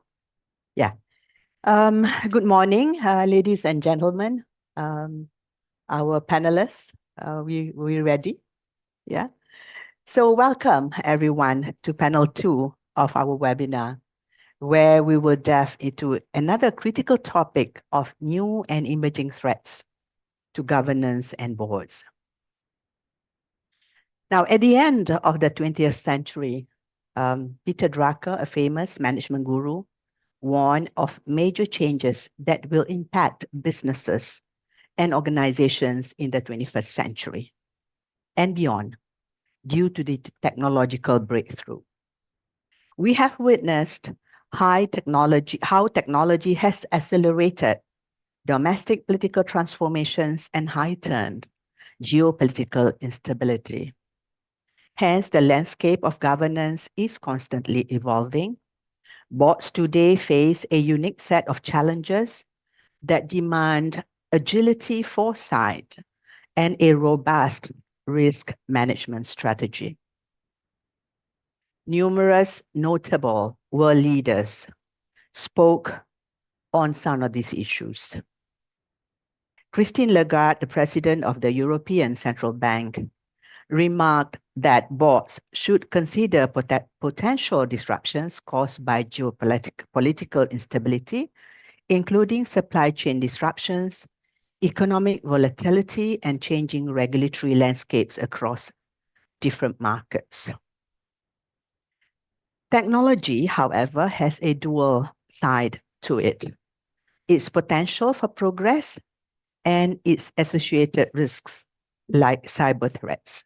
This means boards of organizations must be mindful when handling sensitive data or operating in critical infrastructure areas and need to be aware of both sides of the coin and prioritize measures to mitigate these risks. So, ladies and gentlemen, those insights and the earlier discussions provide a glimpse into the diverse perspectives on the emerging threats facing governance and boards. By understanding these challenges and adapting their approaches, boards can assure that they are well equipped to navigate the complexities of the contemporary landscape and lead their organizations towards sustainable success. But how exactly can boards put these insights into action? To delve deeper and explore practical strategies, we are fortunate to have a distinguished panel of experts joining us today. To kickstart our discussion, I will be posing my first question to Michelle, and we'll invite her to speak on how we are fortunate that ICDM has recently launched the ASEAN Board Trend Survey 2024. It is brand new and fresh. So Michelle, if you can go first by sharing the highlights of the report. Thank you, Dato'. Good morning, ladies and gentlemen. It's my pleasure to be here at this Emerging Trends Shaping Business Sustainability and Humanity webinar. As Dato' Noma mentioned, I would delve a little bit into our ASEAN Board Trends survey report that we launched just last month, so hot off the press in that sense. This is something that we do every 2 years with our ASEAN partners, the 8 Institute of Directors within ASEAN. And what we found that over the past challenging months, obviously businesses globally, including those in ASEAN, have faced a harsh VUCA business landscape, financial crisis, and geopolitical tensions, as we all know. As corporate governance leaders, therefore, boards play a crucial role in steering corporate strategy, overseeing management, ensuring shareholder returns, and managing risks and opportunities. Today, I'll provide a review of our 2024 ASEAN Board Trend Survey results, aiming to understand how the board's role has evolved and highlight key focus areas for boards in 2024 and beyond. Now, if you see in terms of board agenda, roles, and dynamics, there is a mismatch between the key threats ahead and the board's top strategic priorities for the next 2 years. Now, while the primary threat lies in having the right talent and leadership, there's insufficient emphasis on prioritizing people within the board's strategic vision. Effective pivoting into new business lines or models is critical, requiring skilled leaders and diplomatic approaches. Now, there exists divergent perspectives, and this is quite concerning, between the board and the management. This variance in viewpoints underscores a need, and an urgent need, in fact, for constructive dialogue to align priorities and foster mutual understanding. It is evident that the management expressed a strong desire for the board to shift its focus towards prioritizing operational aspects of the business. Specifically, they emphasize attention on human capital strategy, corporate growth strategy, technology and innovation, and corporate culture. Furthermore, there is a decreased emphasis on business model transformation compared to previous years, when significant pivots were made during and after the pandemic. Now, this signifies a shift in priorities for the company's strategic direction moving forward, which boards need to take immense direction from and to take action now. Now, notwithstanding that, we see that boards are continuing to adhere to traditional perspectives, placing greater emphasis on business model agility and transformation. Now, again, those could be yesterday's plans, slightly outmoded approaches perhaps from the pandemic.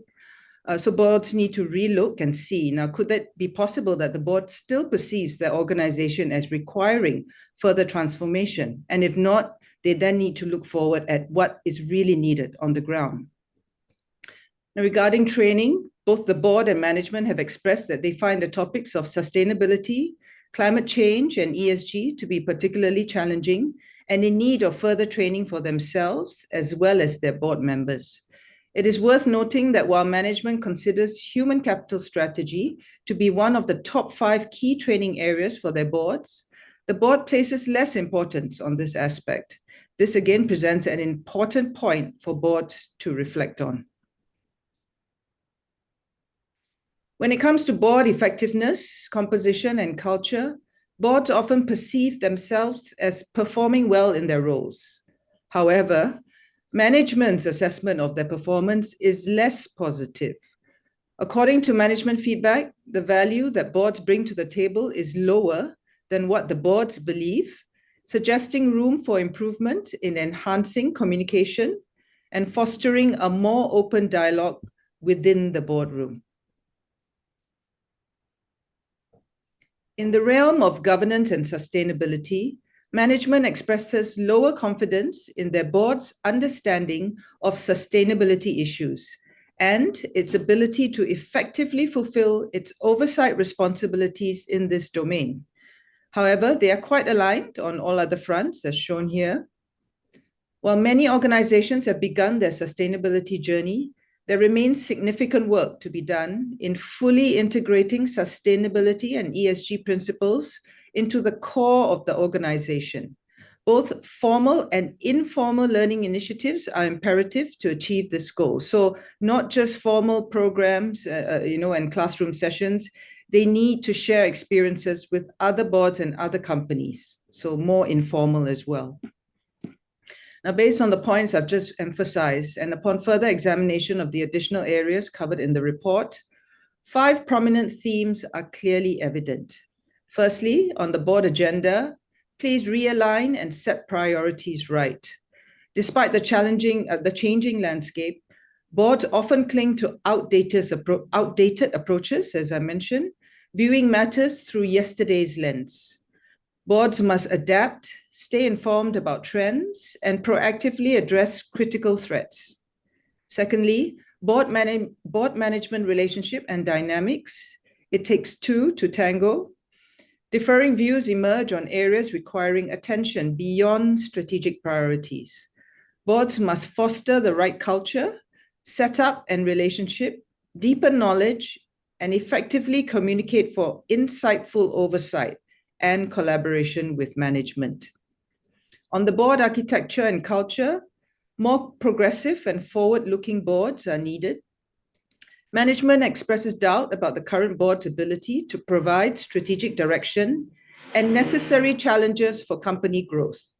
The right blend of knowledge, experience, and qualities to meet shifting business needs over the next 3 to 5 years is lacking.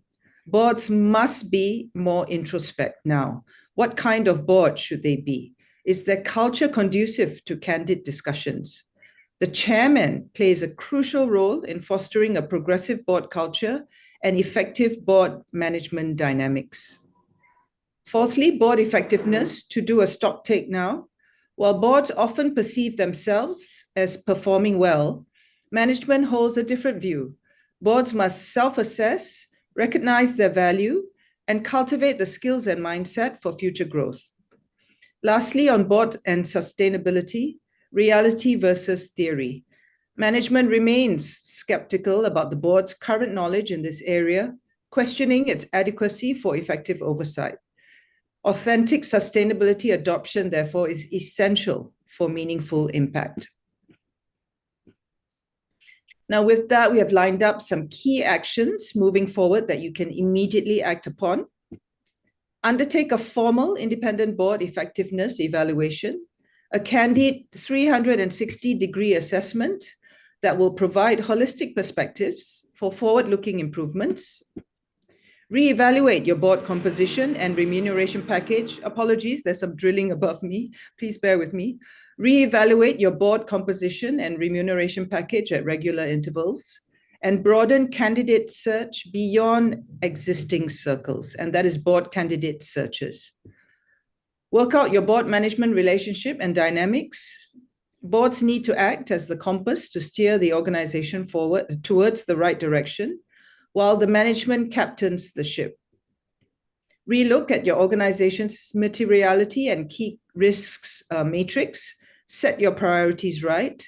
There should be a joint board management strategic planning session to brainstorm and have open discussion to agree on the key material issues and risk matrix for the organization. Talent governance and organization culture. Now, this comes up very strongly in the survey. Board and management, as leaders of their people, must engender a conducive organizational culture, which in turn will cultivate good governance and improve innovation and productivity. Look at your sustainability agenda and targets. No greenwashing, please. Boards need to acquire the required knowledge of the sustainability agenda, from the relevance to the core purpose of the business, to the constant demand of regulators, investors, and the wider stakeholder group to be able to provide the right direction and questions to the management. And lastly, be an authentic and purposeful leader. Now, governance is coming into focus on a more profound level in the wake of heightened stakeholders' expectations, as evidenced by the many changes taking place on boards around us recently. Now, as leaders, we recognize the pivotal role of talent, the power of effective leadership, and the imperative of sustainability in our current environment, and that a paradigm shift at the board level is necessary to confront the reality and barriers in their pursuit for growth. Now, at ICDM, as part of our aim to professionalize directorship and to collectively transform leadership and drive businesses to greater heights, we have already implemented the following strategies and remain committed to further enhancing our efforts on your behalf this year. We provide, amongst others, a platform for directors' voice, directors' programs and training, dialogues, and we also have the mandatory programs that we run, such as the Mandatory Accreditation Program Part 2, Leading for Impact, based on sustainability and ESG, which is compulsory for all directors of PLCs to complete within the current and upcoming year.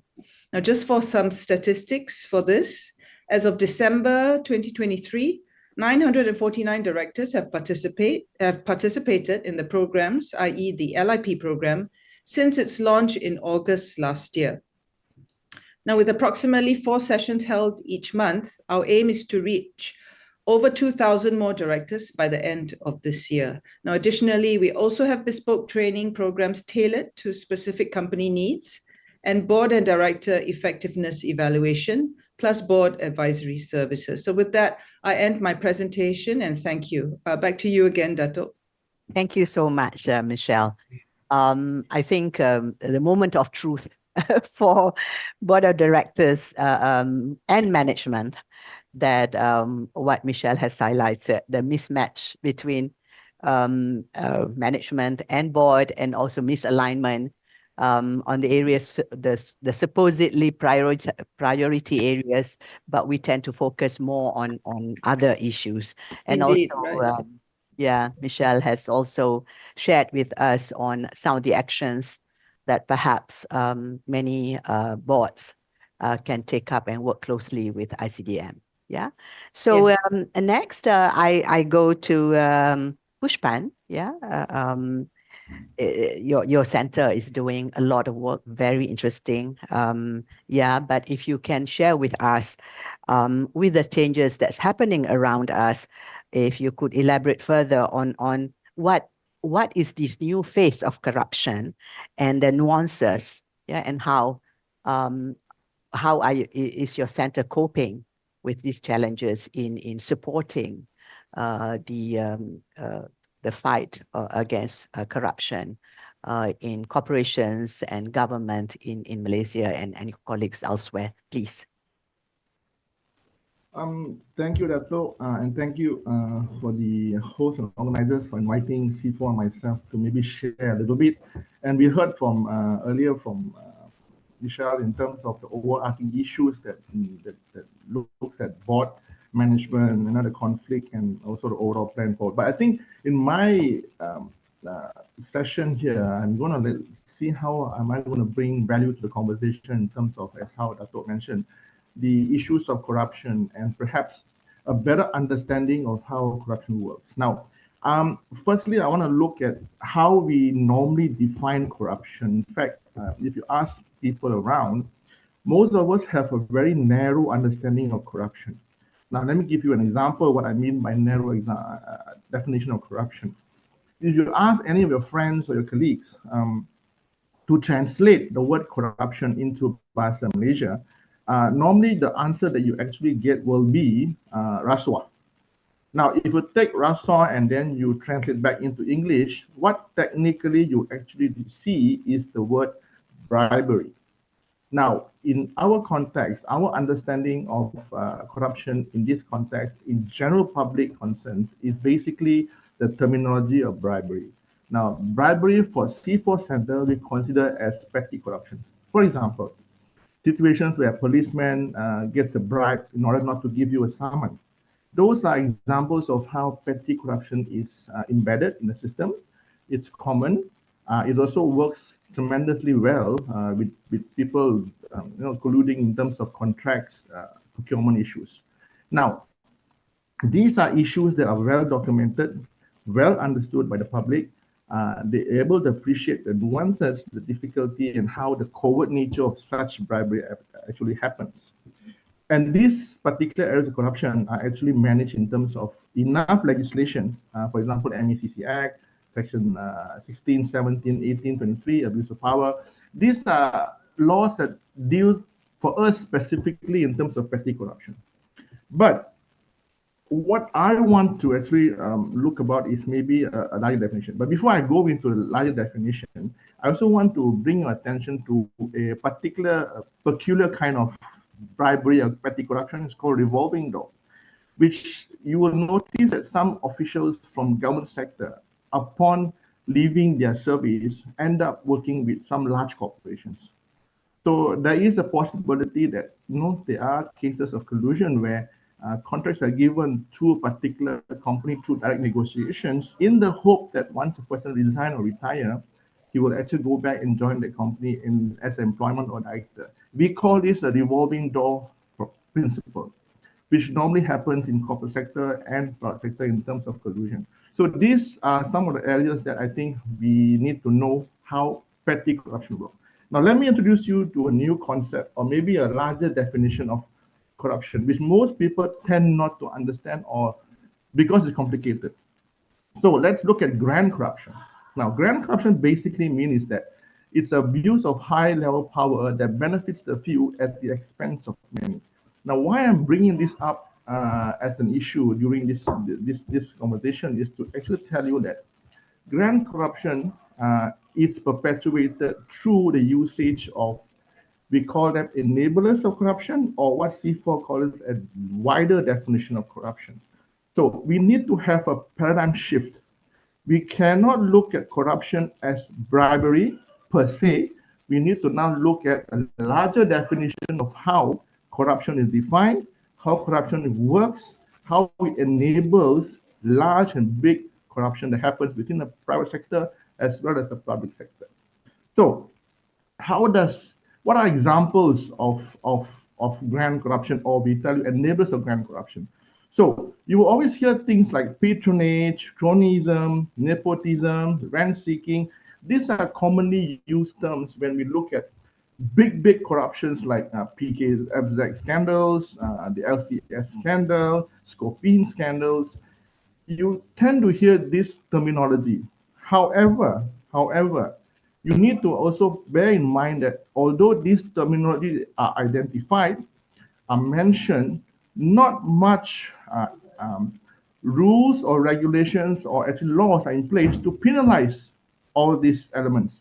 So these elements are there, we understand them superficially, but there are no rules to actually engage or limit or punish this activity. It's also true because it's difficult to define to what extent can you actually, for example, penalize a conflict of interest. You really can't have that definition. It's difficult to define it.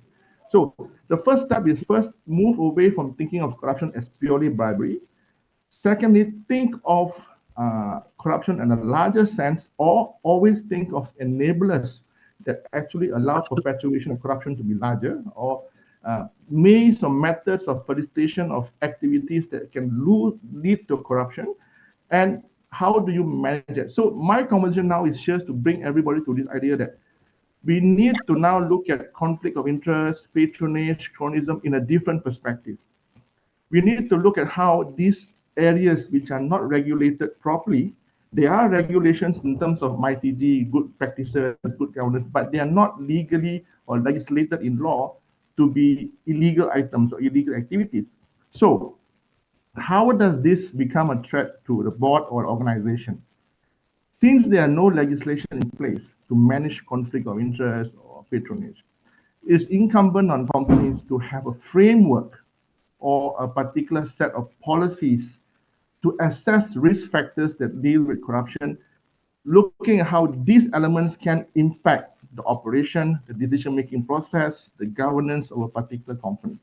So you need to clearly define how these potential enablers can work in your company, or can be a role that creates issues in terms of integrity, issues of integrity, how we can distort good practices. So you need to build frameworks, firstly understanding how all this works within your company's framework, and have policies in place to regulate and to ensure these wider definitions of corruption or enablers of corruption are properly managed, and also reduced impact in terms of good governance.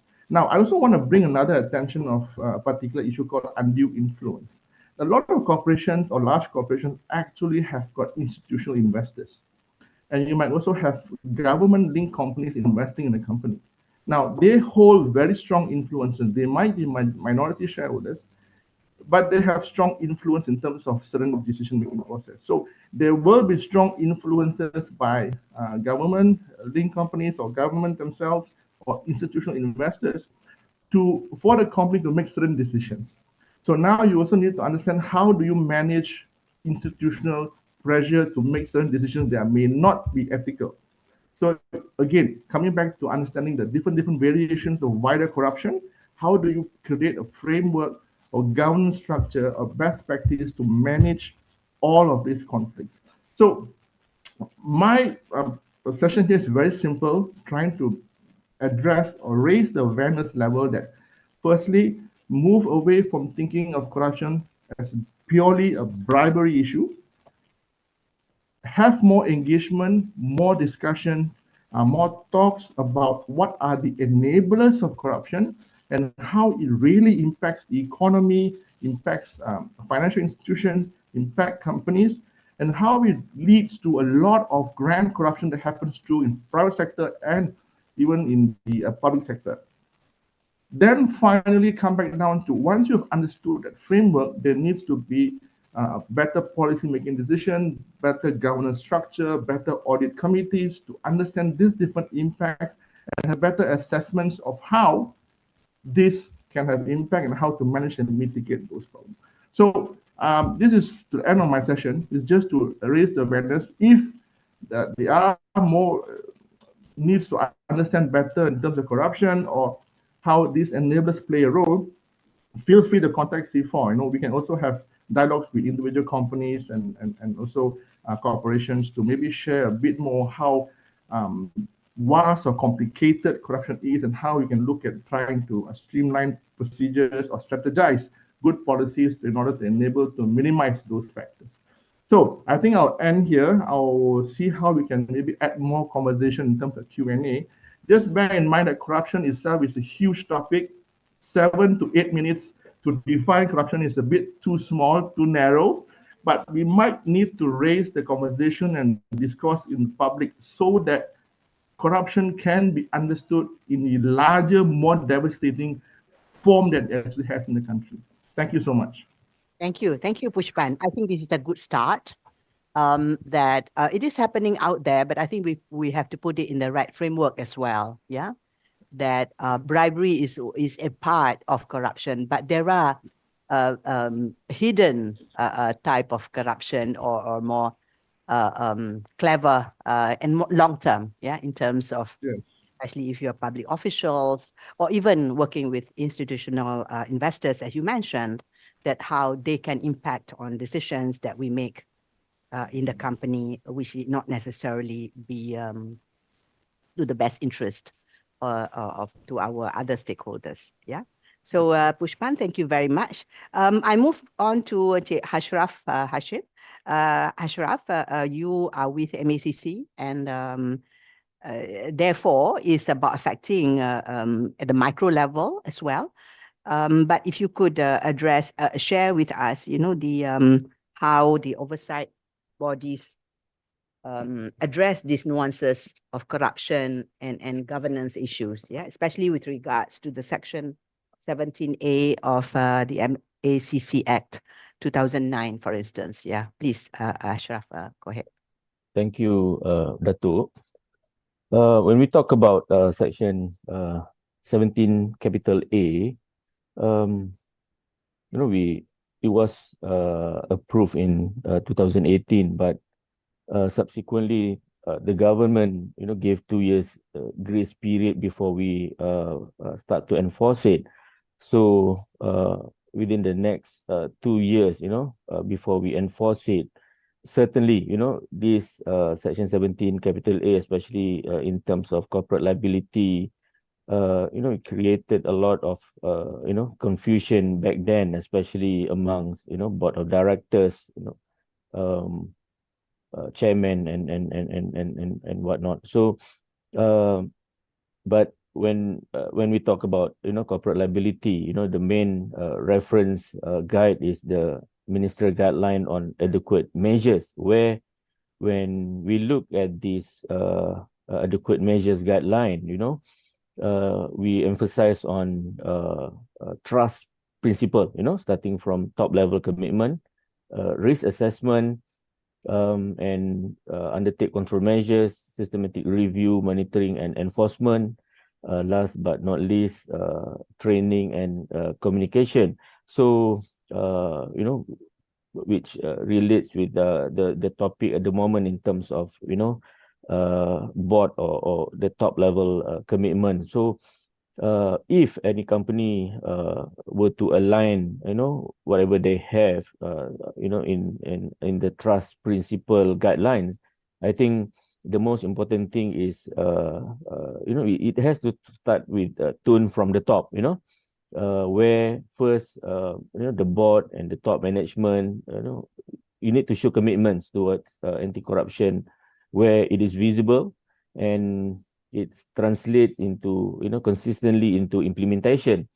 And then the second part is the board role in endorsing, overseeing the development of what we term as a holistic anti-bribery or anti-corruption program, where the primary objective is definitely you want to set zero stance or zero tolerance toward bribery or corruption. So if we deep dive, what is required, within the context of top level commitment, any company, you have to publicly commit to a detailed, anti-corruption program. So this commitment, should be made formally through policies, endorsed by the board.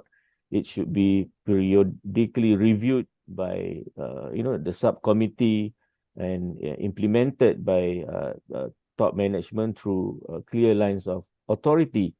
So then only we can, start to establish a culture of zero tolerance for corruption or bribery. So what I would like to highlight here, how do we ensure that, you have an effective implementation of the, anti-corruption program?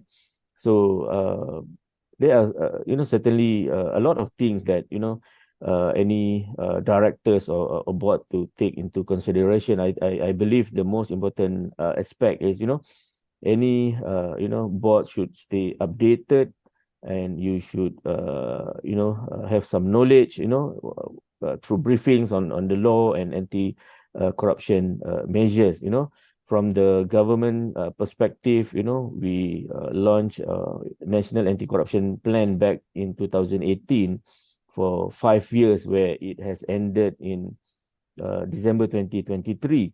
And I believe soon, the government will launch a new national anti-corruption strategies.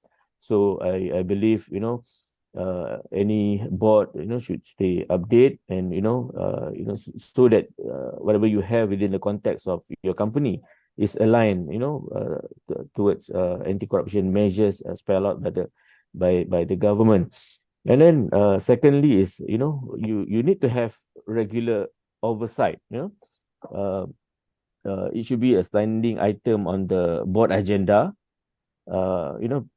Before Section 17 capital A, I believe, anti-corruption, some companies, when they have board meetings, anti-corruption definitely, it is on the agenda, but, not a priority, and then any board should receive regular reviews on the implementation of, the program that you have, reports on any incidents or allegation of bribery and action taken to correct, deficiencies, and then board is definitely responsible to dedicate, resources for the implementation. You have to assign a specific role and responsibility for the senior management with the development and also implementation of a detailed anti-corruption or anti-bribery program.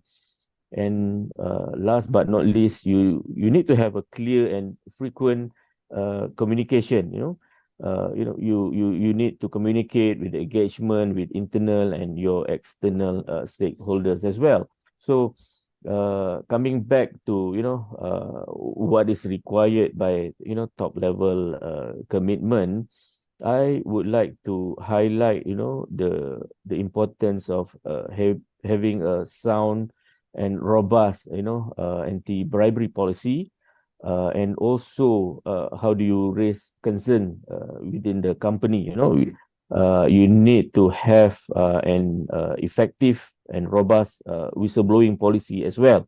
So based on MACC experience, a lot of companies, they have sound policy when we talk about whistleblowing, but they are not getting any report. So it shows that employees, internal employees or your external stakeholders, they simply do not trust the system. So that's why when we refer to trust principle in a broader perspective, that is where training and communication play a crucial element in ensuring that everyone will have the same understanding, what is covered within the context of whistleblowing policy, and then it should encourage what we call whistleblowing when you raise concern. It should be made in good faith, and also when you have a clear reporting line, this is where you ensure that board will play an important role, especially when you have what we call allegation on bribery, and what is your action that you need to take. Thank you, Dato. Thank you so much, Ashraf.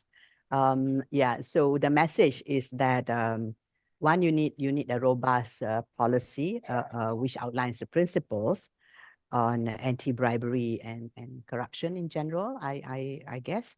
And later is to cascade it down through education and training to the rest of the employees in order for us to prevent the actions that could be with the Section 17 capital A, as you mentioned, that any employees for that matter, if they are not educated, the whole company can be charged. So we'll go to our final speaker, Cik Idris, from Bank Rakyat.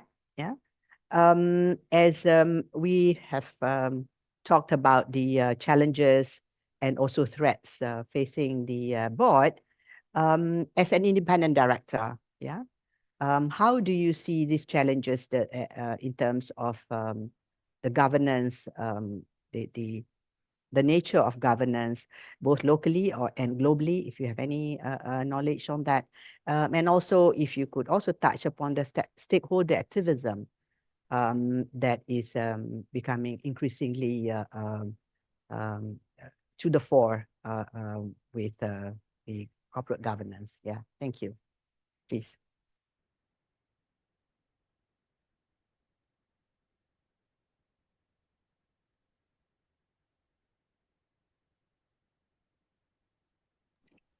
Thank you, Dato.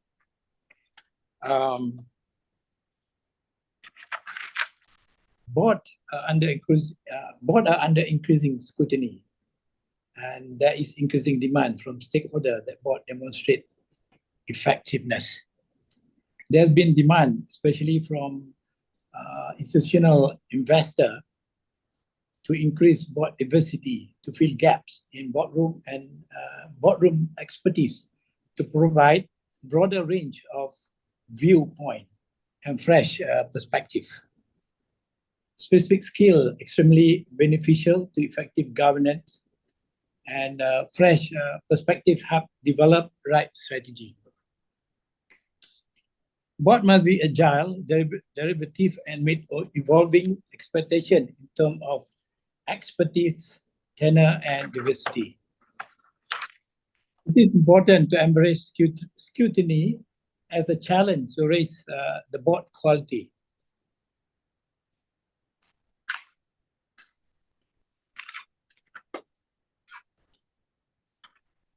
Board should engage regular board training and ensure a diverse range of skill set and knowledge. At Bank Rakyat, we adhere to Bank Negara guidelines. As such, the board is equipped with diverse suite of expertise ranging from banking, accounting, law, IT, socio-economic, public policy, and public admin to ensure effective governance. It is important that the board can talk to each other and have the same level of diligence in order to come to a decision, right decision.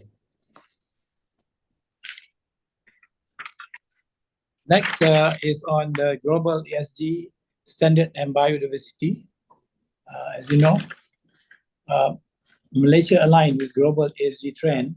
Companies may face challenges in adapting to more stringent international ESG standard. This is crucial for attracting foreign investment, and non-compliance may impact financing from international financial institutions. The challenge posed by ESG trend is greater in Malaysia due to its status as mega-diverse country, which is high in terms of biodiversity. Taking a holistic view to business and how it is interconnected with the environment is essential to being able to adapt the ESG trend. To tackle ESG and biodiversity reporting standard, board should take a holistic approach and take this matter naturally into consideration. Too often, these issues are left as an afterthought. Whereas the impact that we have on environment can have far-reaching consequences which inevitably come back to bite you. Example, climate change. Extreme weather can disrupt supply chain, damage transportation infrastructure necessary for trade in goods, and restrict people's ability to travel. Maritime transport is particularly exposed to climate-related risks. Sea level rise represent a direct threat to operation of port, while changes in precipitation affect viability of critical shipping hub and passage. Heavy rainfall and snowmelt last February caused some bank in Rhine River, Europe's most important commercial waterways, to begin to burst, triggering a halt in river shipping for several days. So these are things that are quite very important and the impact on the environment. So taking a holistic view to business, how it is interconnected with environment is essential to being able to adapt to ESG trend. Next. Regulation on ESG are rapidly changing in local and international scenes, such as EU carbon border adjustment mechanism, which apply carbon price to import to EU. Sustainable Finance Institute Asia estimate SME may lose 292 billion in revenue due to non-compliance with ESG standard. At Bank Negara, we prioritize training program to ensure that our employees are updated with latest ESG standard. Just last month, the bank hosted ESG sharing session in partnership with ADFIM and Ensiang on topic of CRMSA. Next.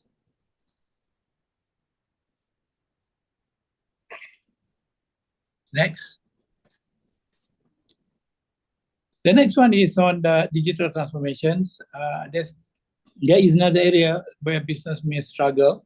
As newer technology continues to emerge, board must ensure they have the right skill and knowledge to be able to adapt to ever-changing needs of the stakeholder. Most of the time, at the cybersecurity at board level may increase risks, may compromise business security, and not prioritizing it, it may compromise business security. Here too, a holistic approach helps. Board and business must look at not only innovating, but also ensuring security of these innovations at the same time. Next. A diverse and agile board helps to ensure business can adapt quickly and assist troubleshooting effort. To strengthen bank cybersecurity, Bank Raya migrated from SMS OTP to stronger multi-factor authentication. iSecure for authentication of online banking transaction. Verification control through identity authentication processed by contact center and cooling off period of 12 hours for newly onboarded customer. Next. Next. Stakeholder activism have become increasingly prevalent globally, with shareholders, customers, employees, and community asserting their interest in influencing corporate decision-making. Board must navigate the complexity of balancing the interests of various stakeholders while upholding the organization mission, value, and long-term sustainability. Next. We at Bank Negara, we take cooperative approach by engaging with shareholders, members in transparent manner, ensuring the interests of all stakeholders are aligned with that of a bank. As a cooperative, our shareholder members elect regional representatives to attend our biannual AGM, where bank reports on financial performance, societal impact of product and services, and ethical business practices. Bank also publish annual report and sustainability reports annually that demonstrate transparency. Thank you, sir. Thank you. Thank you, Idris. Yeah, so you have highlighted some of the challenges that boards and businesses are facing. And in essence, what we have to do as a board is to be up to speed, yeah, with the knowledge and skills in order for us to be effective in governing or in the governance of the company. So yeah, with that we have heard from 4 panelists. So now if I can invite questions from participants. Can we have the next question? Is this the first one? That how can you know if something happens that can threaten the business to stay focused on the sustainable ecosystem? It's not addressed to anybody in particular, but I'm opening it to the panelists who would like to take up this question.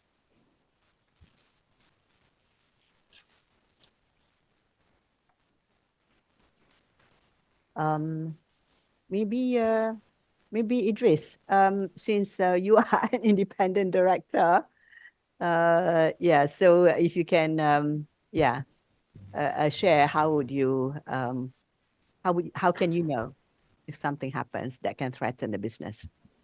Well, the environment is interrelated with, you talk about biodiversity, that is more like biodiversity where there are ecosystem in the environment and it affect each other and it also affect the environment where we live.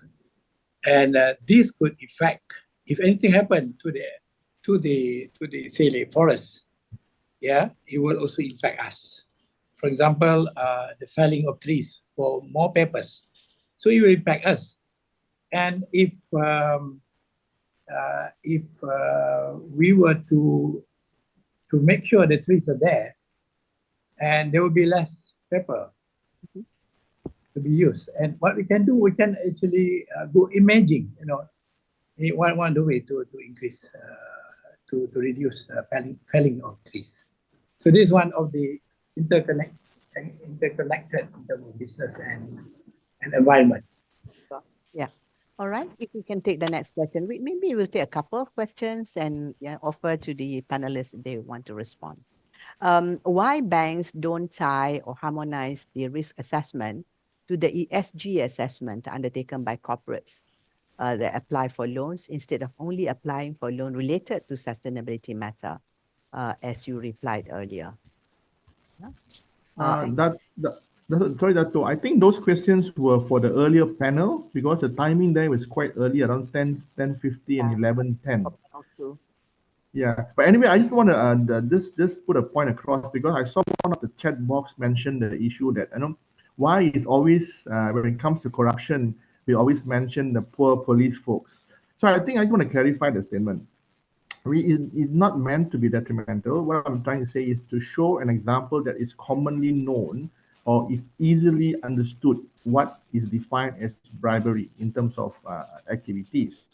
So, and also C4 Center is not particularly very interested in bribery because it's well documented, it's well understood, people understand how it works, there are enough laws to work on those things.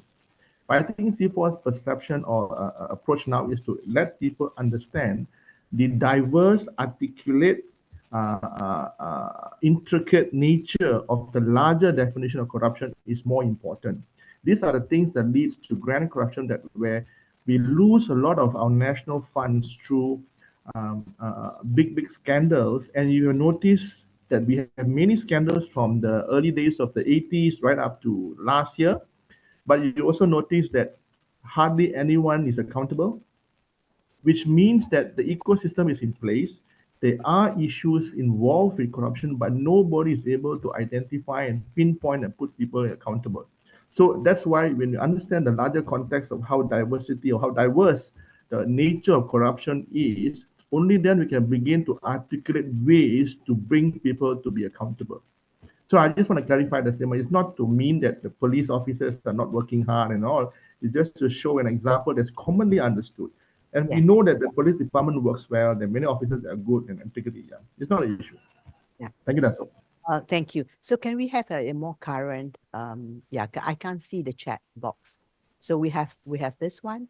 What happens when board and management cannot find alignment? Non-alignment causing business going concern. Who exists first, board or management? So I think in this case, Michelle, you will have to take this up. Yes, no worries. I don't think, I mean, there are specific roles to the board, specific roles to management, right? Board, you're meant to have oversight. Management, you are running the day-to-day business. But it's that fine line that boards need to not overstep, right? That's one point. So boards must know where their role is. They mustn't micromanage. Sometimes, yes, there could be, due to business conditions, if they're in a restructuring, they're in a crisis, the board perhaps needs to be more proactive and more involved.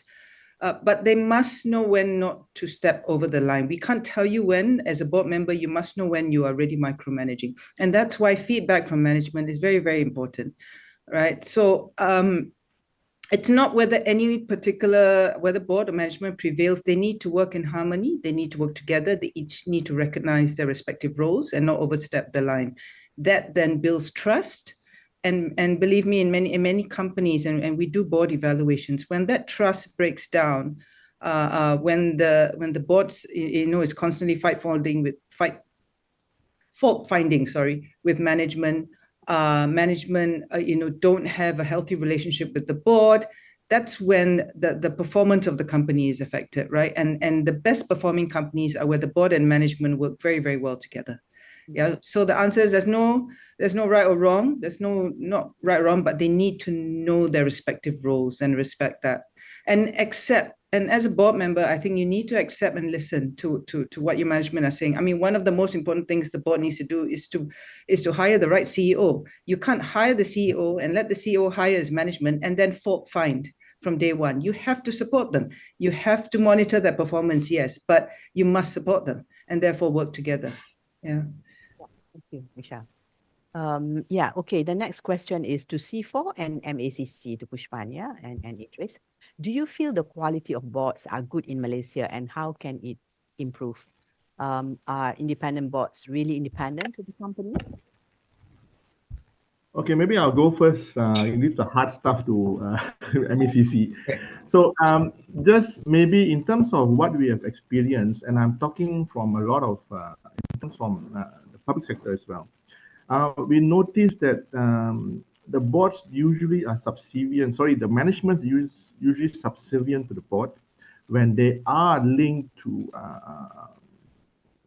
government or politicians who are politically exposed, or elite group of people that has got vast power. So generally, the management tend to be subservient. You can see the cases like 1MDB where management failed.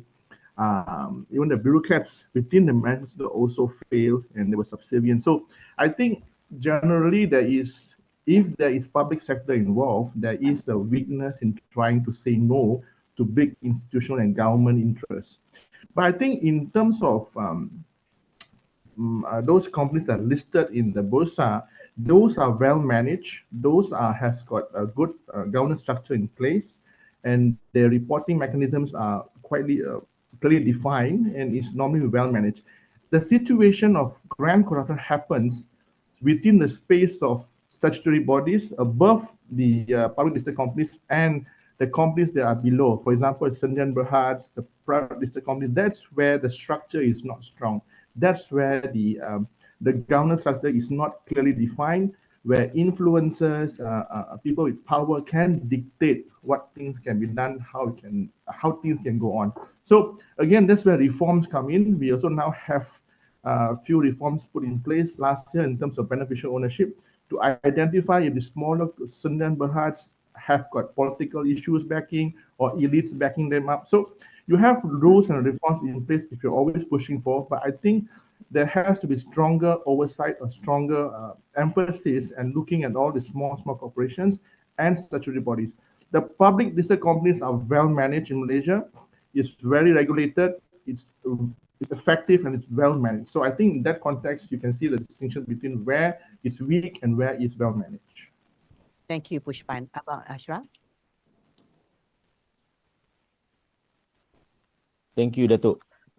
Yeah, definitely post Section 17 Capital A implementation, we can see, a paradigm shift, referring to public listed companies. We have more and more engagement with listed companies.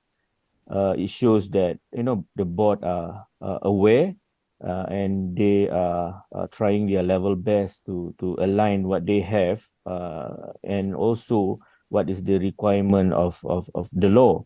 And definitely, when we talk about listed companies, this is from MACC perspective. Before this, we the engagement, the programs that we did for listed companies is, the volume is not that high, but once Section 17 Capital A come in, we have received a lot of requests. We have in fact, we have our own academy, Malaysia Anti-Corruption Academy. So when we talk about awareness, when we talk about the readiness of the board itself, even on my personal experience, I've been giving talks to board of directors for a lot of companies. So definitely, there's a positive change. And then from the government side, we are also encouraging the private sector to do more. If you look at National Anti-Corruption Plan, this is where we emphasize on companies to go for ISO Anti-Bribery Management System 37001 standards, because this is where you can, you can get external parties to really have a look, do you have a robust, governance framework, I mean, the MACC and also the government stand is quite clear. I think one more thing, Dato, Minister of Finance has approved, any private companies can, work together with MACC, where, to do programs where they can get tax incentive for that as well. And then if you implement your own organizational anti-corruption plan, there will also some tax incentive for that. So this is how we want to encourage, more and more people joining on board, especially at the tax incentive for anti-corruption program, where, we manage to work hand in hand with listed companies, with the community, and also civil societies. So we need, everyone need to come on board, because fighting corruption cannot be the role of government only, through law enforcement agencies. So when we look at the corporate liability provision, this is a preventive type of provision. Companies are encouraged to achieve or to go for the highest ethical standard. I think that's it, Datuk. Yeah, it's got to be a collective effort, not Definitely the government, but business as well, and also everyone in the country, if we are really serious about fighting corruption. But as Pushpan mentioned, that corruption is also quite sophisticated and diverse, so addressing one aspect of it is important, but you need to cover a wider range, and many of these are also quite intricate. So can we one last question before I get the panelists to sum up, and also to add if you have any more thoughts on the topic that we've given you. Okay, next. Or is this the one or the same? Again, to C4 and MACC, how do you manage boards in statutory bodies, GLCs, where they make very important decisions, and they are usually government appointed, what oversights need improvement? I mean, others can comment on this as well, yeah? But yeah, please, which one wants to go first?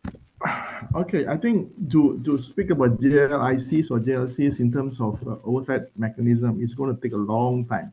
But I think what is more important now is the first step is to ensure independence of the board in within the statutory bodies is to actually look at the appointments, which first must prevent the appointment of political individuals into JLCs or JLICs.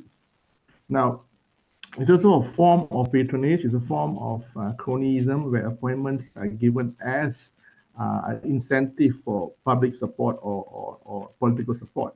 Now, what happens is when they come on board, they are not inclined to understand how the business works, or they don't have the expertise to manage particular industries. Because we need to understand GLCs play a vital role in pushing for economic independence, economic growth, and also national service. For example, fishermen, how do you raise their level of livelihood? So these are national strategies that has to be used in terms of getting JLCs to play a role. When you have appointments that are not appropriate or that is not designed to know what's happening or how to push it progressively forward, what you have now is a situation where JLCs are lost in terms of their integrity of the organization, whether they are doing the work they're supposed to do or are they indulging into other business areas, eating up sectors like small and medium industries. So now you have a lot of JLCs that move into different areas. They are also fighting and competing with smaller players. So you also have that component. So we need to be very sure how we want to manage JLC is to firstly ensure there's no political appointment. Secondly, which C4 has been always looking at how to reform, is to reform the entire ecosystem of JLCs. For example, let me show you how drastic or the impact of JLCs are in Malaysia. Malaysia's GLCs are one of the largest in the world. And it holds close to, not mistaken, close to 42% of the economic market share, which means that GLCs basically control the market. Now, that leaves little space for small and medium industry to play a role. So we also have to reform and how to manage this large ecosystem and ensure that their strategic alliance or strategic plan is to do national service is done properly, not for profit taking, profit making, or for other interests as well. So these are two key points we need to look at, but we need to have a larger discussion in terms of JLCs and how corruption works within JLCs. Yeah, but we call it crowding out, yeah? Yes, correct. Crowding out, we have to strike the balance between public responsibilities and crowding out. Okay, yeah, Ashraf? Yeah, definitely. Government link and investment companies or GLICs, they play an important role in terms of setting up the standard. We write on Prime Minister's directive where all of GLCs, they need to establish what we call, their governance framework. We detail it out and then we emphasize on training for the integrity officers, the people who will manage, the framework within their respective organization. So I believe, the four core function of integrity and governance unit, because we want to see, the same standard is applicable towards all GLCs, government-owned companies, or perhaps government interest companies. And then there is also continuous monitoring, and they need to report to MACC as well, especially in terms of their roles and responsibility. So, and then perhaps if we can fall back to the previous National Anti-Corruption Plan, we made it mandatory for all government interest companies to formulate their own organizational anti-corruption plan, where we want to have, what we call, standards, that is to ensure that they are also aligning their internal framework towards corporate liability and also adequate measures guideline. And then from what I understand, government linked investment company or GLICs, they have their own circle. They continuously have engagement, public discourse on what are the issues that they are currently facing, challenges and whatnot. And then MACC has been actively involved as well, sharing our experience, our expertise on how to mitigate any corruption risk, within the context of company. And then last but not least, we write on training and communication as well, Dato', where our certified integrity officer program is one of the key highlights, where we would like to have what we call a structural reform for all GLICs or government interest company. I believe time is of essence, so I should stop now, Dato'. Thank you. Thank you for sharing. I was asked to pick up this last question, but it becomes like a corruption panel here. So it's not necessarily okay. Well, in that case, then I can give time, at least a minute each, to each panelist to just, if there's any additional points that you would like to share. Yeah, please. We start with Michelle. I think my fellow panelists as well have raised many relevant points. Perhaps if there's some common themes across all of us here today, is that you need to get your board composition right from the start. Make sure you source the right people, ethical people who will conduct themselves well, get the right skill sets as well, get a diverse board, and focus on your people in the organization. What comes out from our report as well, that the makeup of the board is so important, right? Because that sets your organizational culture, it sets the tone from the top, it then defines your company performance. So it all cascades down. Sometimes if it's a very big company, obviously it's quite a far way down, but you have to set the right tone from the top and hire the right people. So if anything, that's a common thread across. So I'll sum up by saying that. Thank you, Dato'. Thank you. Thanks, Michelle. Pushpan? Yeah, I think I'll echo Michelle's point. Basically, you need to have a proper composition of board that has got strong integrity in place. But also, I also want to emphasize, because we are in the industry of looking at corruption, we also want to push the idea and let people understand, need to have a bigger understanding of how corruption actually works, how the enablers works, how the ecosystem allows these enablers to become a conduit of facilitators of corruption. And we need to understand that so that our board, our governance structure, our framework within a company can be managed and best designed to manage and reduce the impact of all these enablers in corruption. Yeah, Ashraf.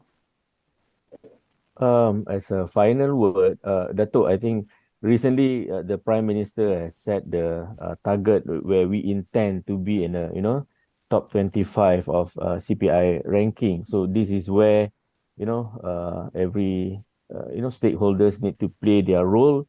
In fact, in one of the session with the President of Transparency International, where he shared his comments, I think this is where we have to work closely together, government and private sector and also civil societies. In fact, if we look at our current standing of corruption perception index, so a lot of work need to be done, especially when we talk about board commitment. From MACC perspective, we've seen some tremendous changes towards which is very positive, where everyone is trying their level best, to go for the highest ethical standard. So when we have this ministerial guideline or adequate procedures, we go for principle base of guideline. So definitely, I mean, referring to big organization, they have to strive for the best possible governance, and then they have their different role to play altogether. Where SMEs can learn from them, learn from their experience, on how they drive their anti-corruption agenda and program. Thank you, Dato'. Thank you. Yeah, sure. Okay, Idris? Yes. For me, I just want to add structure and processes are pillars of board effectiveness. Good structure where board members understand their functions and role in the company. And in terms of process, having a well-managed process is necessary because it enhances company communication internally and externally. This allows companies to assess strategic risk and opportunity. While there must be information architecture in the company, and this information should have adequate process for top management to media. And board also must pay attention to external information, including social media review, media news report, industry report, and also internal information delivered from various reports, including CEO reports, forecasts, and financial performance, to ensure that the communication is clear. That's all. Thank you. Thank you. I think the board has nicely summed up our discussion this morning. And with that, ladies and gentlemen, I'd like to bring the session to a close. And I would like to thank everyone, for especially the panelists, for sharing their expertise and also very engaging in the Q&A. Surely the knowledge and insights that you have provided will be instrumental in helping boards to navigate the complexities of the modern world and to ensure the sustained success of their organizations. Once again, thank you and have a good day. Thank you. Thank you. Thank you, Dato' and Thank you. everyone. Thank you.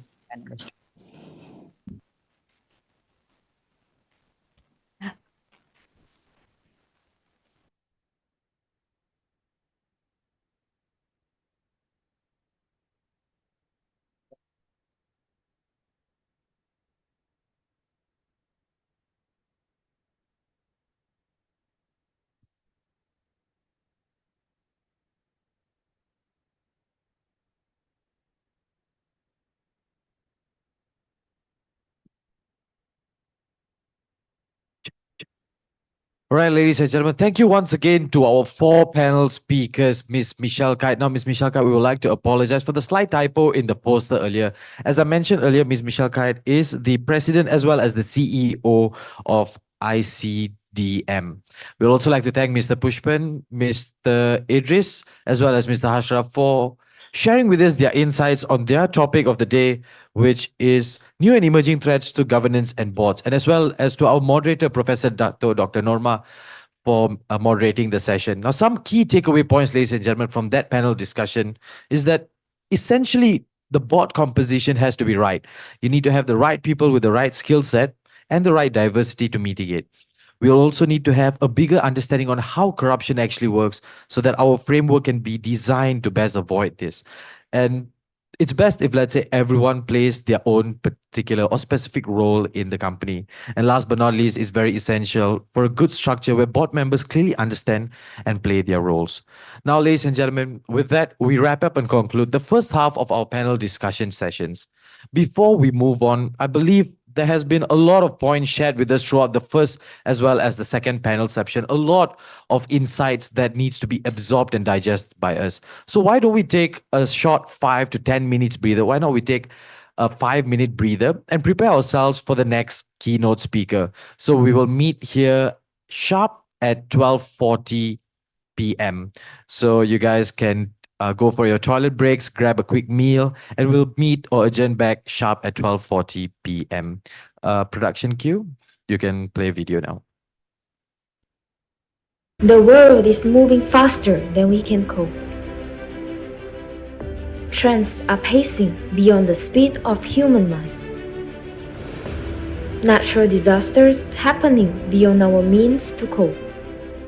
Progress expected is beyond our own grasp. Hello, planet Earth. How are you? Have we spoken lately? Welcome, ladies and gentlemen, to Top Glove's inaugural webinar. The theme this year is Emerging Trends Shaping Business Sustainability and Humanity. We bring to you discourse in the following areas: global trends shaping sustainable policies and priorities for governments, role of board in changing global business dynamics, sustainability impacts on business and humanity, new and emerging threats to governance and boards, impact of business and human rights on brand and reputation, key policy consideration in New World Order. People, planet, profit. How are we balancing? Are we running out of time? Can we agree on basic human values? Who are our merchants of hope? What are our shared visions? Who are shepherds of this planet? Where are our hearts when handling the only home we know?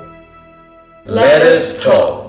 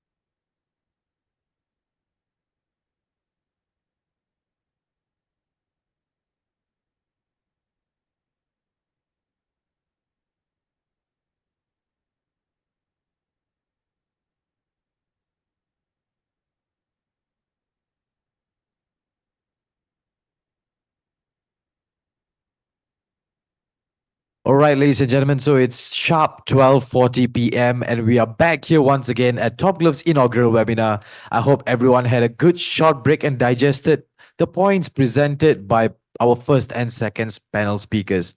Now, ladies and gentlemen, we had an unprecedented registration where we had almost 1,000 participants or audiences who registered for this webinar. So we're really thankful for all of y'all for your kind and continuous support.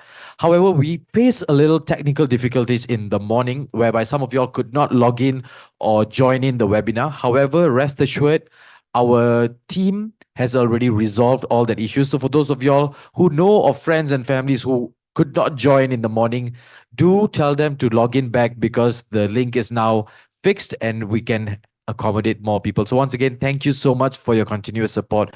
And for those of you who are still logged in here at our webinar. All right, ladies and gentlemen. So before we move on to our second keynote speaker, we have prepared for y'all another scenario video. So please enjoy. Production cue video.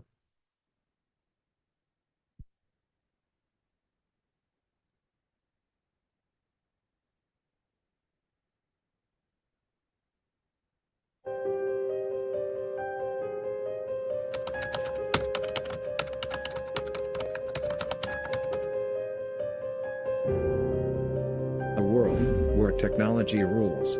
Big monopolies will rise as a result, and they will drive governments and global agendas. There will be rising inequity and high focus on AI and technology. Corporations will be the new governments.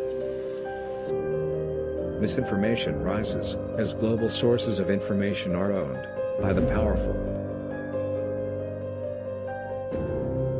As corporates rise, the man on the street will disrupt through technology and human rights issues. Governments will be torn between being supported by corporates and needing support of its constituents. Populism rises. Countries will wage new kinds of war for control and fragmentation of communities, and displacement by way of migration between countries, and from rural to urban, will place human trade a main agenda in this order. The major blocs of USA, Russia and China will continue in a fragmented EU and Asia. Bio, DEC, and eco wars will come to play. Technology will be key in this deregulated world, where each individual will claim to own the truth. Every person will be a walking journalist, activist, and a spokesperson of the government. A world where individualism will rise. With deregulated worlds, there will be tug of war between the levels of deregulation, and global cooperation will struggle to align businesses in different parts of the world. Governments will change regularly, as individuals will destabilize through social mediums. A world where bigger markets will claim to rule the world by virtue of the maturity of their systems and regulations. To claim their space in the world, bio wars, eco wars, and tech wars may erupt, dislodging governments. Governance will suffer with self-governance of companies. Corruption will rise with less government controls. Social issues will rise with the rise of new kinds of wars. Are you prepared for this world?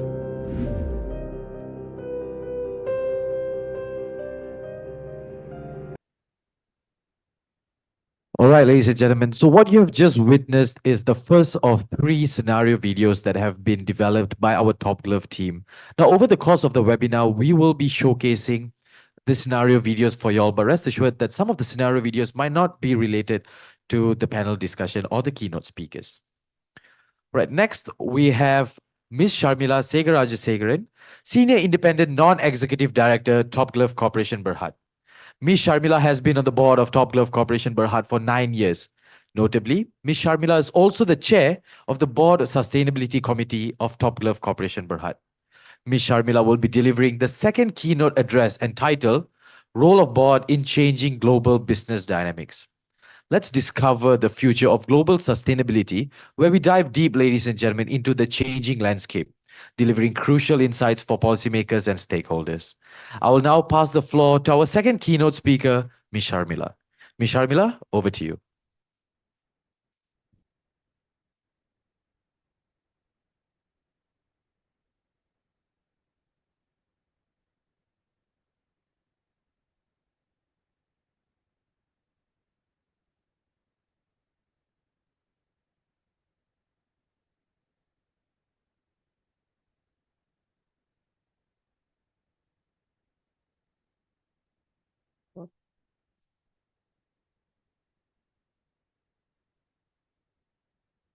It's not scrolling.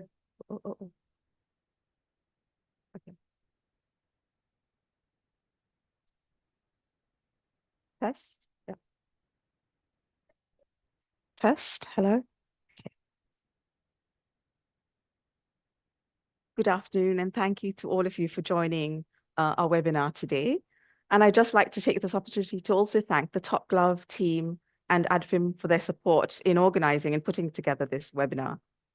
So as chair of Top Glove's Board Sustainability Committee, and in considering the E and S and G, I've increasingly come to realize that the G for governance is most important in this acronym.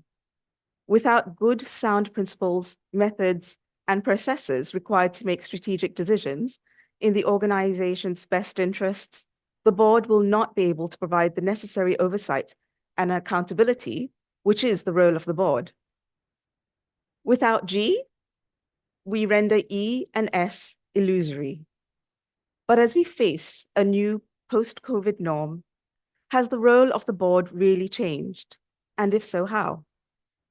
Boards have traditionally been concerned with strategic decision-making, setting the overall strategic direction of the company, identifying priorities, establishing goals and objectives, finding resources, and allocating funds to support the decisions made around strategic planning. And of course, to monitor the execution of the strategic plan.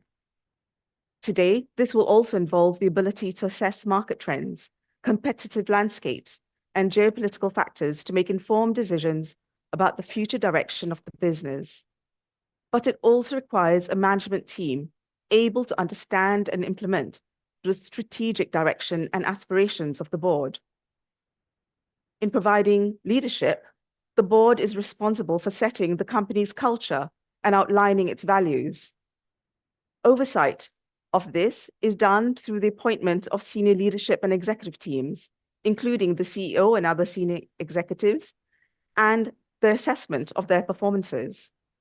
In a company like Top Glove, which has an executive chairman, the role of the non-executive directors becomes even more crucial. And clearly setting out parameters and terms of an executive chair as distinct from a non-executive chair requires clarity and strong board oversight. A primary responsibility of a board is to oversee risk. As the business landscape evolves, the board needs to develop and continually improve its risk oversight practices, including defining what risks the board should discuss regularly at the board meetings and what risks it may delegate to a committee, and also knowing how to ask the right questions of management and seek the right answers at board meetings. What issues should be part of the board agenda and a line item on the board agenda, and what matters can be delegated to the committee. But as we know, the more traditional risks of finance and operations must now include supply chain and logistic risks, cybersecurity threats, geopolitical events, and regulatory and compliance awareness. With regards to regulatory and compliance awareness, it is the board's responsibility to ensure that the organization operates in compliance with all relevant laws, regulations, and ethical standards, both domestic and international. This includes overseeing financial reporting, executive compensation, and corporate social responsibility initiatives. These factors become all the more challenging to balance in a landscape where board needs to equally prioritize profit and planet, or economics and social. and environment. This can be tough during challenging business situations with rising stakeholder activism and demanding shareholders. Boards, in their fiduciary capacity, must navigate at times the seemingly competing interests of its various stakeholders, from investors and shareholders to its employees, customers, suppliers, and the communities in which the companies operate. All the more if the companies have a global reach. Boards evaluate opportunities for global expansion while considering local nuances, regulatory requirements. They assess market entry strategies, partnerships, and acquisitions to maximize value creation and mitigate risks associated with international operations. What are the skill sets, then, required to challenge and assess proposals put forward by management in this increasingly multipolar world? Boards must encourage a culture of innovation and adaptation within the organization to respond effectively to changing global dynamics. Driving the necessary change will require some skill, since boards, in particular the independent directors, do not and should not get involved in the day-to-day operations of the company.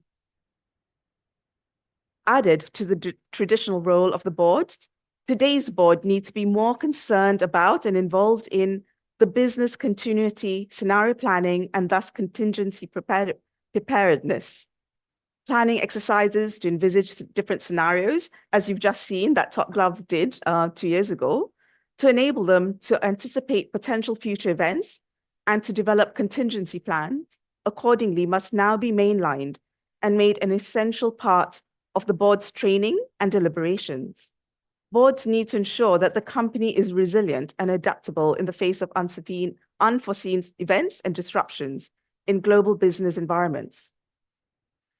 As we know, research has revealed that boards which have more gender diverse and inclusivity perform better financially and are more innovative and have better corporate governance. Therefore, much needs to be done to ensure that boardroom culture is more inclusive and encourages diversity in perspectives, experiences, and backgrounds within the boardroom, which perhaps mirror the diversity in stakeholders. And this must be a deliberate act to enhance strategic thinking and decision-making effectiveness. It can be challenging in boards with tilted powers of major shareholders by way of government shareholding or executive major shareholders. So what are the challenges for boards in addressing challenging global dynamics? Recognizing the massive changes that have taken place as a result of globalization in tandem with world financial crisis and economic slowdown, perhaps we really need to reconsider the expanding and complex issues facing global companies in line with risks generated by global expansion and the complicated and dynamic matrix of the regulatory environment. These developments have dramatically impacted the relationship between the board and the CEO as they determine strategic direction for the company, a role that is increasingly becoming a joint responsibility. A global company board needs to ask itself if it is doing all it can and should do to evaluate the complicated new risks facing the company while ensuring that the goals for growth and profitability remain a critical focus. In terms of complexity, global business environments have become increasingly complex, with interconnected economic, political, and social factors influencing decision-making. Boards must navigate this complexity while making strategic decisions for the company.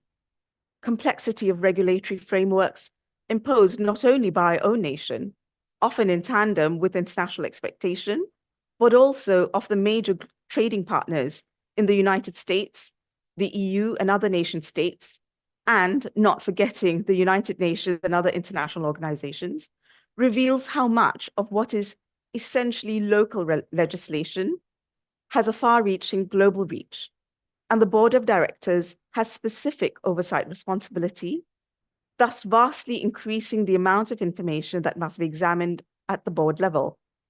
This does not just affect larger listed companies, but through supply chains can and will affect smaller, more local companies, the SMEs, We also have to be aware of increasing government and regulatory intervention in business activities, which generally comes unexpectedly and is hardest to address. Each government has its own rules, and so that there is localization of rules that must be understood and managed. Local, regional, and national jurisdictions have different policies and often conflicting rules. Whether in global sourcing, manufacturing, or selling, cross-jurisdictional compliance becomes very complicated. In each jurisdiction, the company must also consider the actions of its employees and those of its entire supply chain in complying with regulations that could impact the company and the board. The complexity of issues facing every global company has caused some change and expansion in the role of the members of boards. This can create some tension between board members and the executives about how much the board members should be involved in the management of the company. The risks associated with the board membership have increased as companies move into more complicated regulatory and market environments. What seems clear is that the board needs to be involved in strategic design and compliance processes, and more board time needs to be devoted to strategy, not just the business today.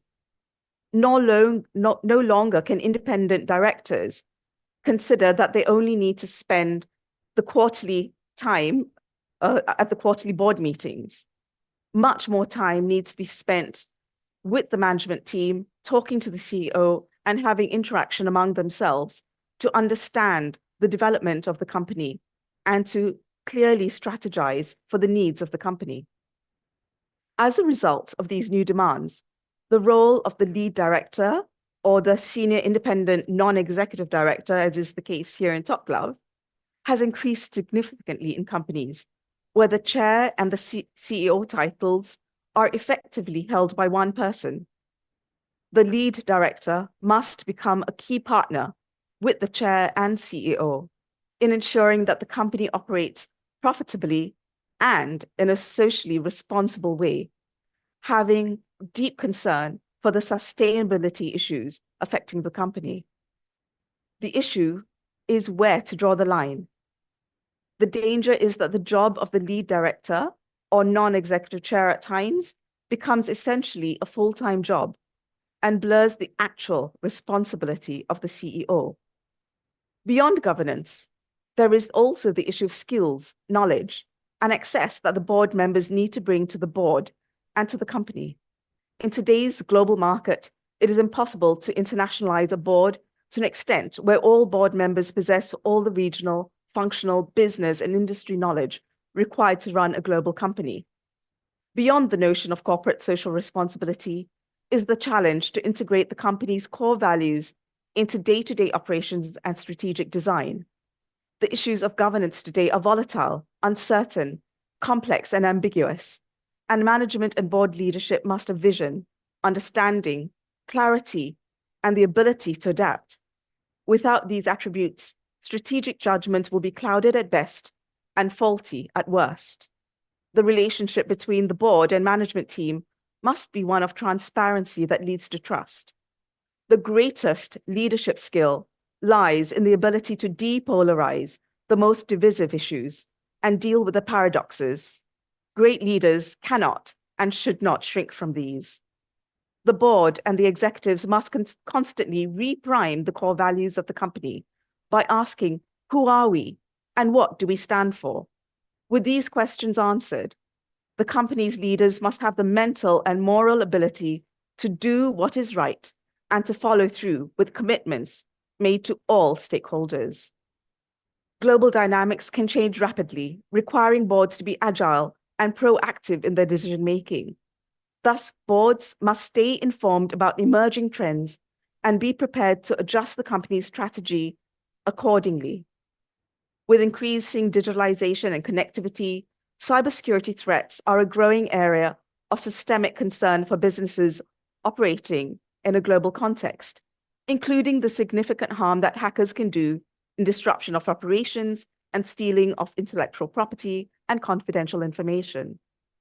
Boards must understand the level of threat that these hackers pose and ensure that the company has robust security measures in place to protect against cyber threats.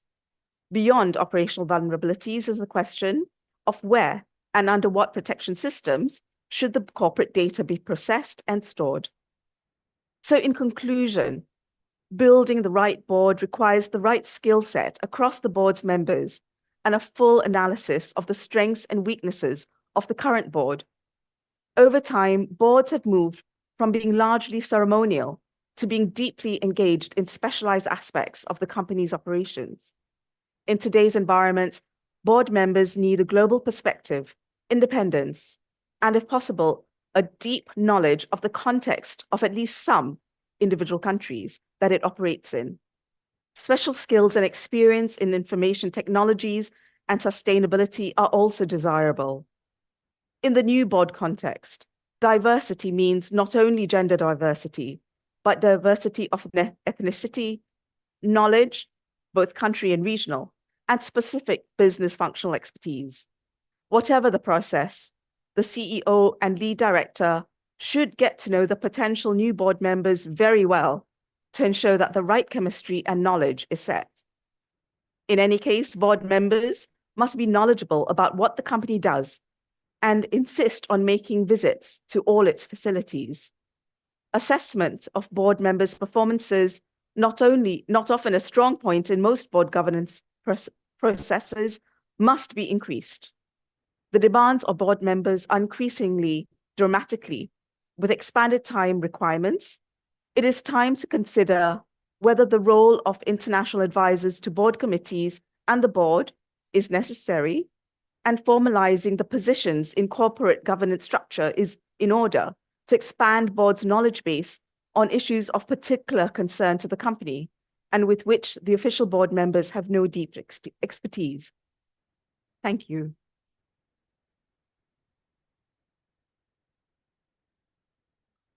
Okay. I'm sorry.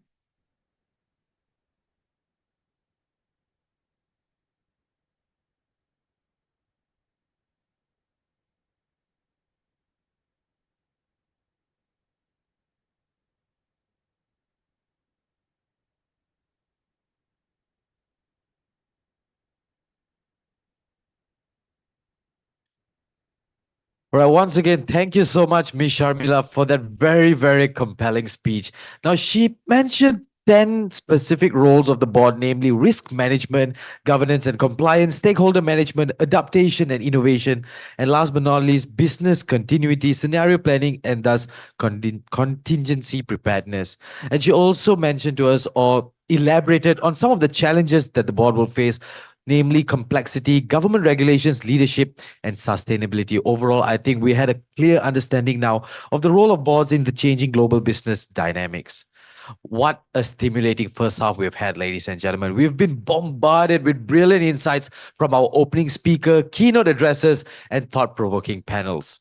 But that is just the tip of the iceberg. We have a packed second half coming up, including an address by Mr. Lim Chong Wan, our managing director, insightful discussions on business and human rights, on brand and reputation, and a critical look at key policy considerations in New World Order. But before we dive into that, let's take a well-deserved break. Stretch your legs, grab your lunch, and maybe network with a few fellow attendees in the chat box below. We will be back in exactly 1 hour at 2:04 p.m. or 2:05 p.m. So get ready to explore the next chapter of our journey towards a sustainable future. Thank you, ladies and gentlemen. Enjoy your break.